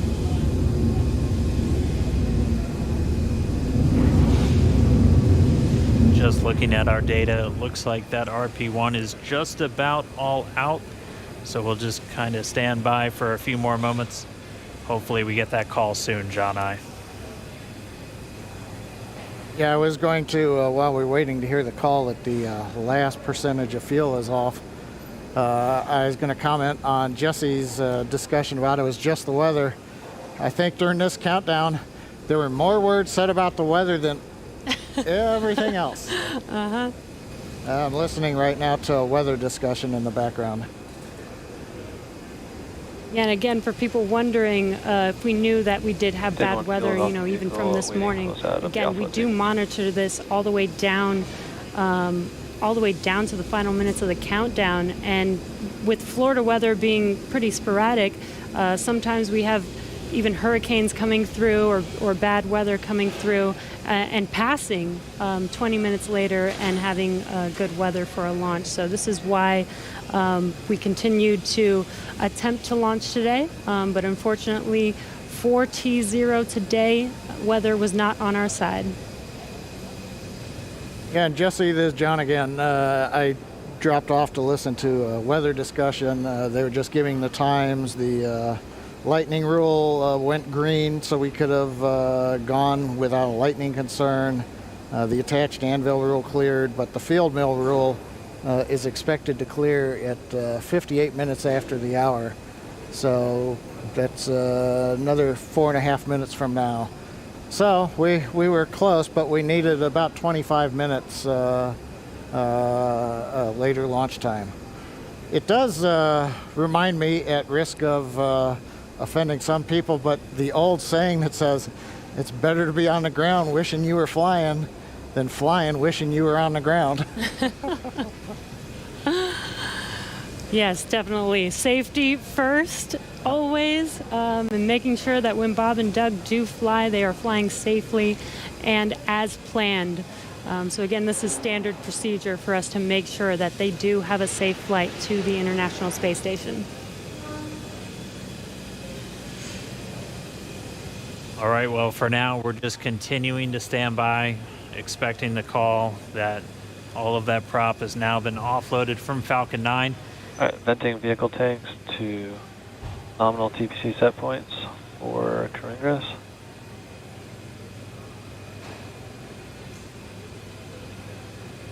At this moment, the launch escape system still armed. Once the prop offload is complete, that'll be the next step in our procedures to have Bob and Doug begin to make their way out of Dragon.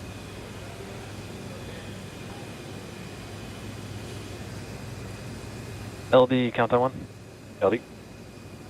We have the prompt here for nominal crew egress. Okay, so we're ready for launch escape system disarm. As affirmed, ready for launch escape disarm. MD copies. You guys are ready? Yeah, launch team's ready. Go ahead and advise the crew. Hey, Dragon SpaceX, you copy that discussion. So with that, you are go for disarming launch escape system per section 2 of 5.100. We'll put that in work. Section 2, disarming the launch escape system. All right, that was the call we were waiting for, propelling off of Falcon 9. So Doug Hurley, Bob Ankin now going to disarm the launch escape system on Dragon. And once that's disarmed, those 8 Super Draco engines will be out of the mix. SpaceX Dragon launch escape system has been disarmed into Alpha Decimal 3. Copy that. We concur. And showing then confirmed the launch escape system has been disarmed. And Dragon SpaceX, with that confirmation, you are go to open your visors and proceed to Section 3. Okay, we'll open the visors and go to Section 3.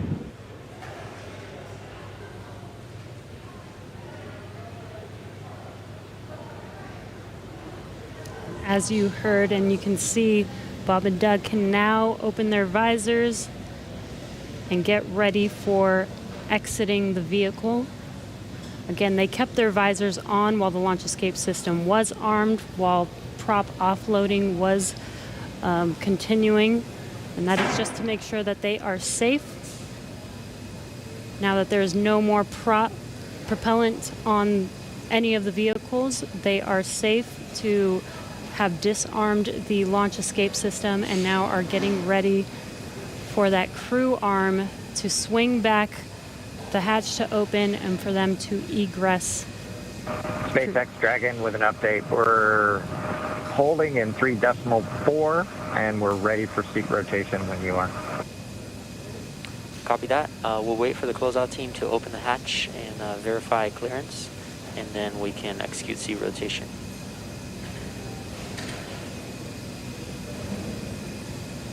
Dragon cap.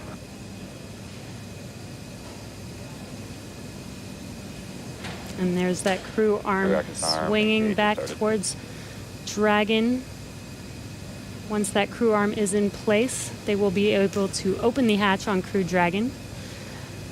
Bob and Doug's seats will rotate back out of launch position so that they can safely get out of their seats and egress the vehicle. And we heard they'll have what they call nominal egress, so just the normal procedures for getting them out of the capsule. That means the same closeout team that was there to get them in will be able to assist as they come out. They'll arrive and get that hatch open, and then they'll be able to rotate the seats. That'll rotate Bob and Doug pretty much forward, where they'll be in the original position that the seats were configured when they made their way into Dragon. It just gets them a little bit out and under the displays and makes getting in and out of the capsule a little bit easier. They've been in those seats for about 3 hours at this point, so definitely a long day for the crew. As they woke up about 6 hours prior to our T-0, had their breakfast, which we confirmed was steak and eggs, at least for Doug Hurley. And then they proceeded through all of the suit up and the trip to the pad, making their way inside Dragon, where they've been for about the last 3 hours at this point. We were on track for an on-time liftoff right at 4:33 p.m. Eastern Time, but did have to scrub a little under 17 minutes before launch due to weather. So for now, we've offloaded all of the propellant off of Falcon 9. The launch escape system has been disarmed. That crew access arm is back right up next to Dragon, as you can see in that view on the left. Pretty soon we'll see the teams arrive to get the hatch open, get Bob and Doug out, and they'll make their way back to crew quarters and their quarantine. It is important to note that throughout the entire process of them getting into Dragon, suiting up all of those different steps, they maintain that same quarantine that they've been in since for about 2 weeks now, and that is specifically for events like today, where we have to scrub and just go to another day. So we don't want to break that quarantine once we're putting them into that launch vehicle, and that's a standard quarantine that we have for any crew members flying to the International Space Station. The current COVID-19 pandemic obviously puts a little bit of extra pressure and a little bit of an extra spotlight on that, but they're following a lot of the same procedures that we have in place just to keep crew members healthy before they go and spend several months in space in an enclosed environment with just a couple of other people. Right, and it's a little bit more difficult to get them help on the space station, right? So we want to make sure that when they do head up to the space station, that they are fully healthy. So this, again, is standard procedure, not just because of this pandemic that's going on. This is a standard procedure for astronauts to quarantine prior to heading to the station. And as Dan mentioned, this is a standard procedure to exit the vehicle as well. We did scrub today, but this is not an emergency state. This is standard procedure. This is something that is practiced and rehearsed and made sure that we do follow our standard procedures to make sure that everything is still safe. Bob and Doug exit safely and go back into quarantine and get ready for our next launch attempt. Looks like they're getting a chance to stretch their legs, though. Yeah. Yeah. Dan, Jesse, I'm monitoring along in the scrub procedure right now. They're getting the goes to get the folks back to the pad, the crew that'll open the hatch. So they have notified the team chief, launch engineering, to return to the pad. As a reminder, around the pad, the Air Force and NASA set up roadblocks to make sure nobody gets into the hazard area. So they will head to the roadblocks, they'll pull them open so that they can drive to the pad. So launch director, I think, is estimating it's still about 15 minutes for the crew to drive all the way down out to 39A, get up the tower, and then begin operations on the hatch. They have confirmed that the purge of the Dragon service section, which is nitrogen during the countdown to avoid an oxygen leak, that is back on air now. The crew access arm is on air, so they're ready for the egress team to get up into the tower. But it's going to take them a little bit still, I think, to drive down the road in the vehicles and go up the elevator. But everything continuing to run per a normal scrub countdown, which we have had the opportunity to practice with the crew in, for example, the dry dress rehearsal last Saturday, after we had done the static fire of the Falcon 9 the day before.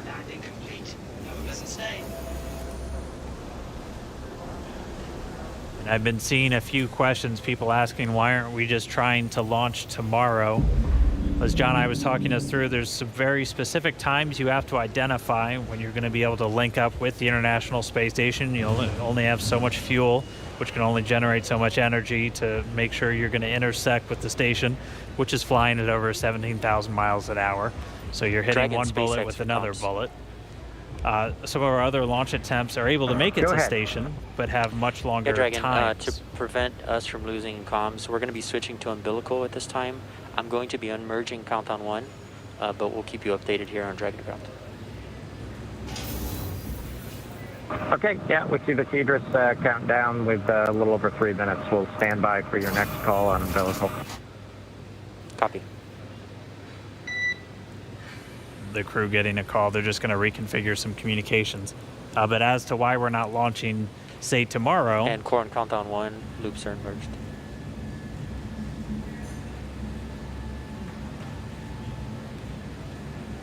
But when we pick our launch attempts, we also have to take in mind some of the human factors of these attempts. Some of these other launch attempts may exist, but it would require Dragon taking in excess of 30 or more hours potentially to reach the station, which could wreak some havoc with the sleep shifts cycles, not only for Bob and Doug, but also for the crew on board station that has to line up their sleep schedule with Bob and Doug as they arrive. And the crews on station and Bob and Doug will be operating off of Greenwich Mean Time once they get there. Dragon SpaceX, ComTrack umbilical.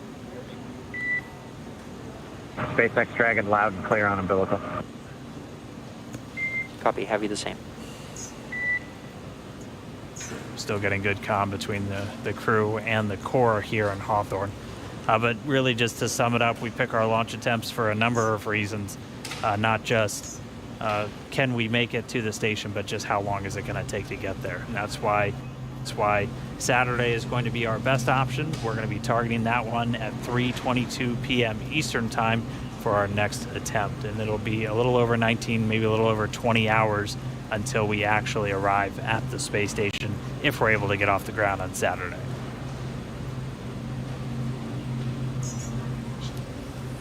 And this gives Bob and Doug, a few days to kind of shake off the nerves from today's launch attempt, give them some more time to rest, and again, get ready for our launch attempt on Saturday.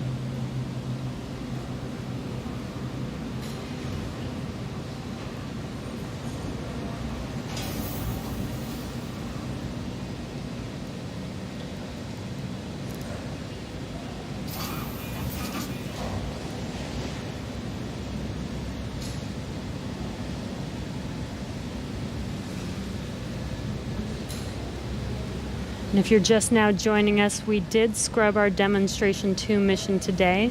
And as John mentioned, we are waiting for the egress team to make it back to the launch pad, head up the tower, and help the crew, or help Bob and Doug egress the vehicle.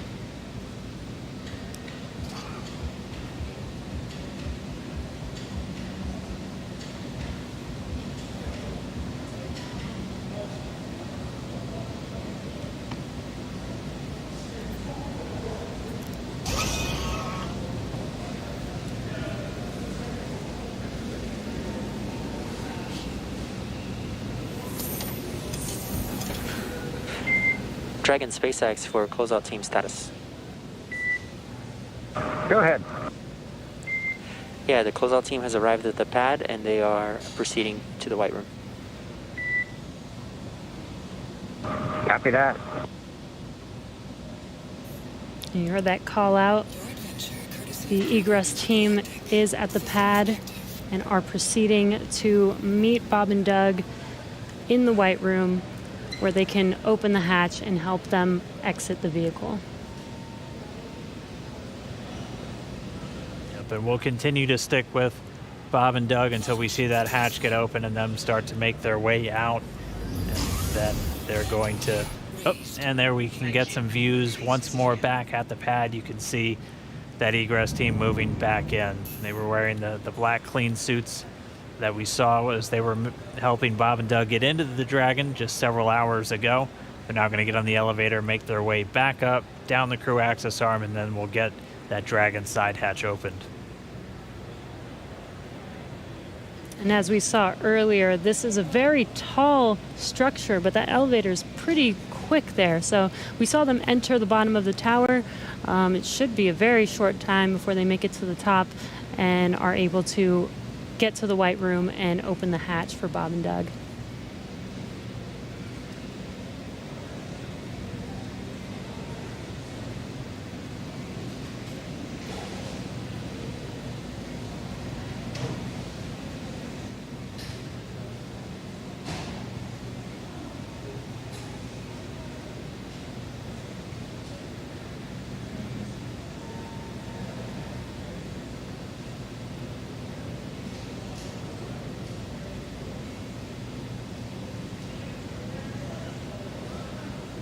If you want.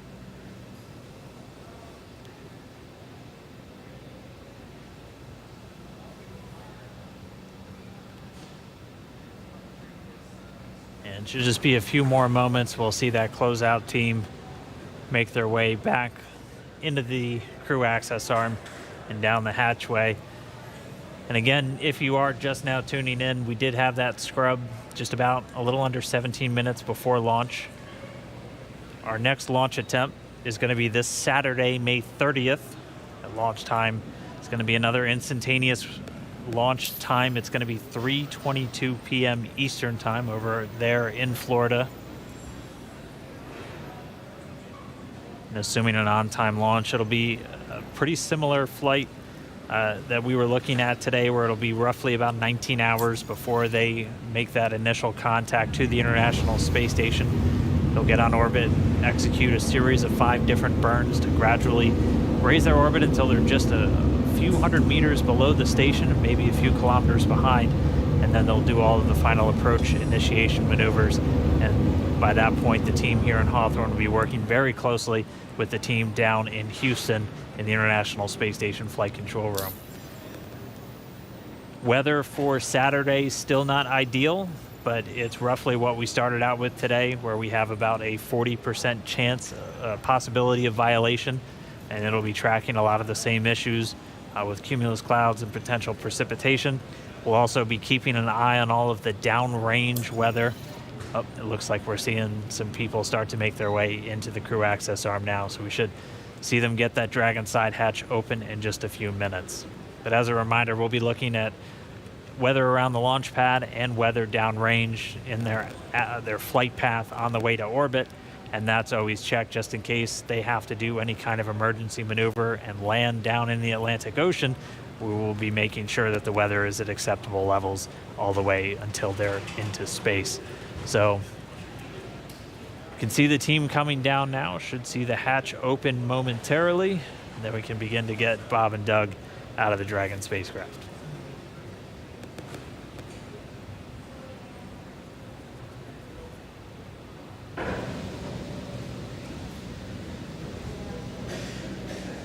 And again, we are staying live until Bob and Doug are safely out of Crew Dragon.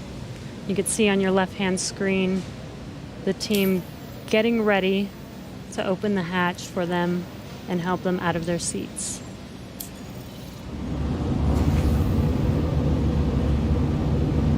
And at this point, the launch escape system has been disarmed. That was done after we successfully offloaded all of the propellants from the first and second stage of the Falcon 9 rocket. There are propellants loaded into Dragon, so the teams look like they were just doing what we call kind of a sniff test, so using a portable detector just to assess the atmosphere around the Dragon capsule itself before they get the hatch open and bring Bob and Doug out.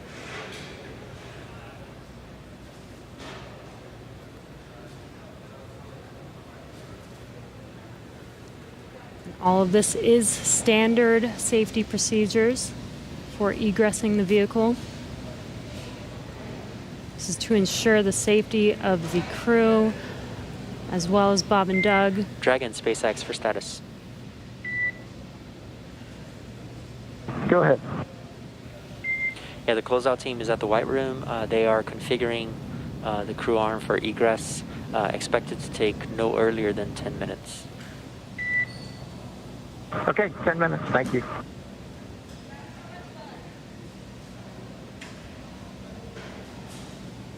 It should be just about 10 minutes. As a reminder, they're in the White Room. We walked through that a little bit earlier in our coverage this morning. The White Room name simply because of its color, and that's something that started all the way back during earlier Gemini missions. And that is literally the last place on planet Earth where astronauts are standing before they get loaded into this vehicle. It has an environmental control apparatus and a seal that it can put right up against the Dragon spacecraft just to keep all of that dust, dirt, Florida humidity And Dragon out of the SpaceX, capsule. we're right at 3 hours in seat rotation. I just wanted to check in with you on comfort levels. I'd say no changes, Jay. It hasn't been too bad at all. Copy all. And obviously at this point, with the launch escape system disarmed, we have loosened up straps and got our feet out of the straps on the bottom of the seat, so it's a little more comfortable anyway. Copy all. Looks comfortable.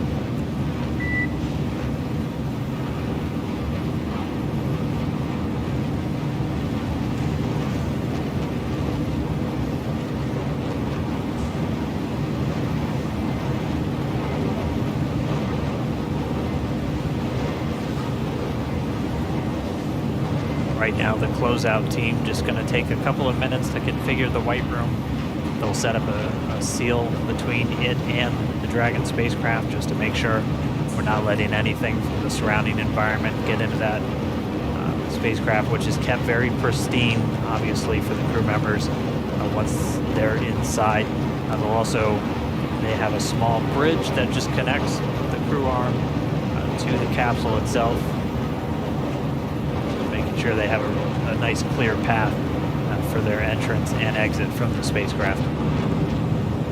So it should just be a few more minutes. We'll see that hatch get opened, and then our crew members can start to make their way out. And you heard seat rotation. They rotate the seats prior to their actual flight to where they're a little bit more parallel to the ground. and that just puts them directly in front of those displays. We'll see them rotate down, just giving them easy access to get out of the capsule.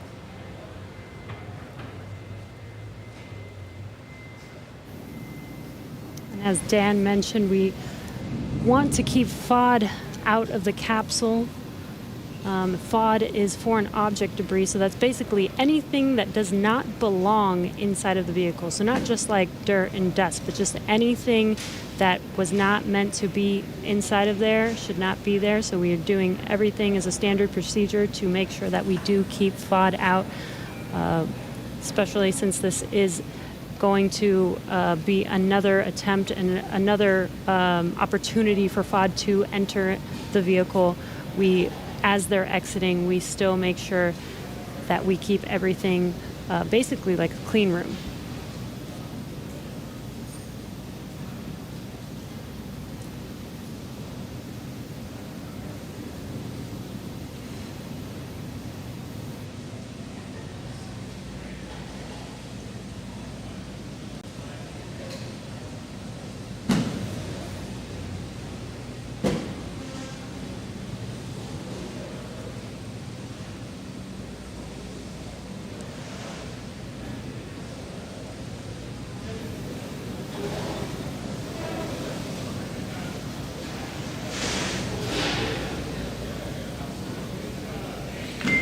Dragon SpaceX, you may hear some vehicle venting in about 20 seconds.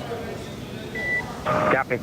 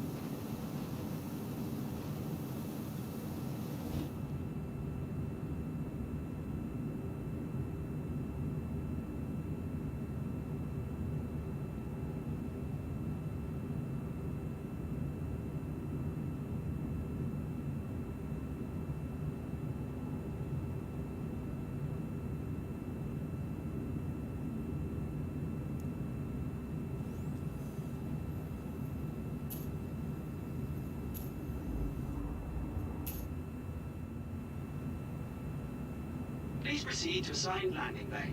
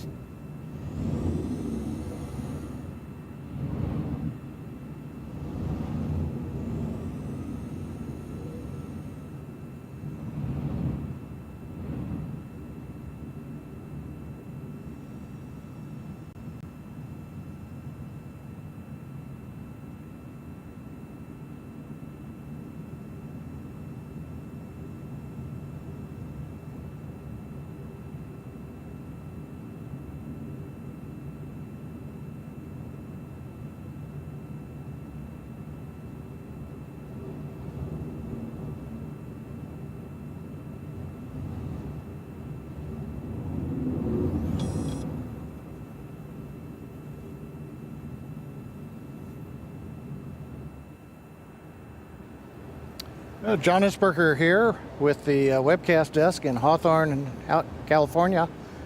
We are continuing to wait for the crew to open the side hatch. We've got the camera showing astronauts Doug Hurley, Bob Behnken inside. Visors are up. They've gotten their feet out of the restraints. Gloves are off in case of Doug, it looks like. and the team is just outside the hatch.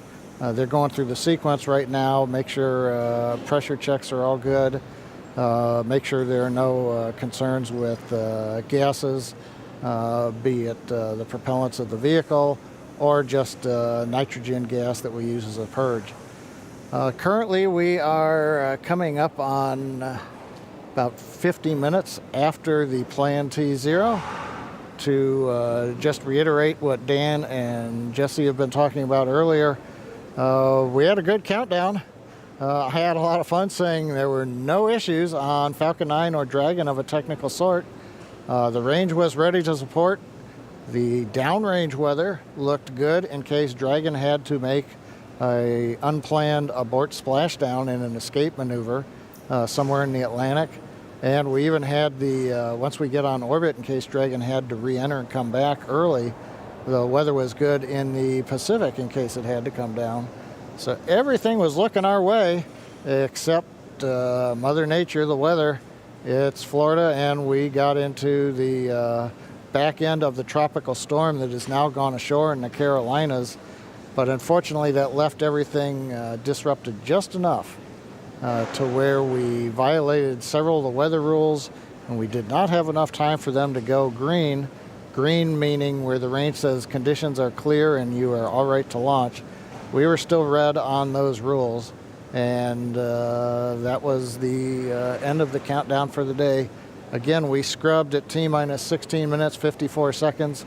That was shortly before we were due to begin loading the liquid oxygen onto the second stage. That was both the logical breakpoint in the countdown procedure where we could take a scrub without loading one more propellant on the vehicle. And at the same time, that was when the range gave us the final bad news that we weren't going to get green conditions before the clock ran out of T0. So continuing to watch right now as the crew works to get the hatch open. They send final commands, making sure that everything's go. Once the hatch is open, the ground crew can verify that there's nothing in the way under the seats that Doug and Bob are sitting in, and we will get the seat rotation again, get them back a little bit more vertical. They're more on their backs right now in the launch position, so they'll rotate, then they'll help them out of the seats, and they'll come back out and down the arm and off of the tower.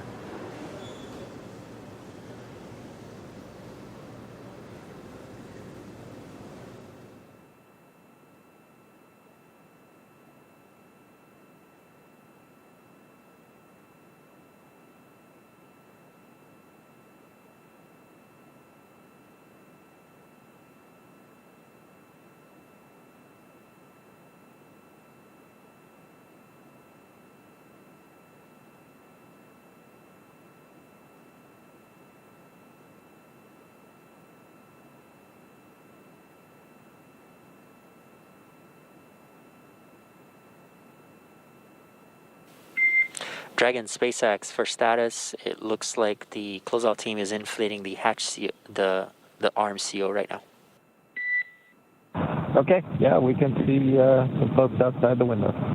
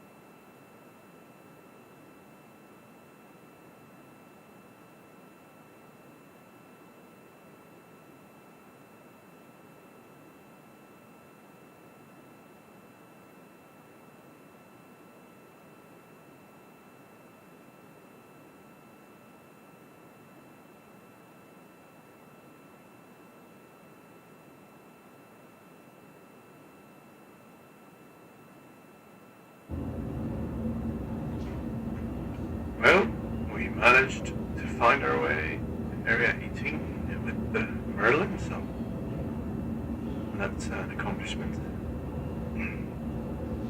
It's been a bit of a slow stream because of all the issues, and it's been interesting with the SpaceX launch and everything, but I hope you enjoyed it if you've been watching.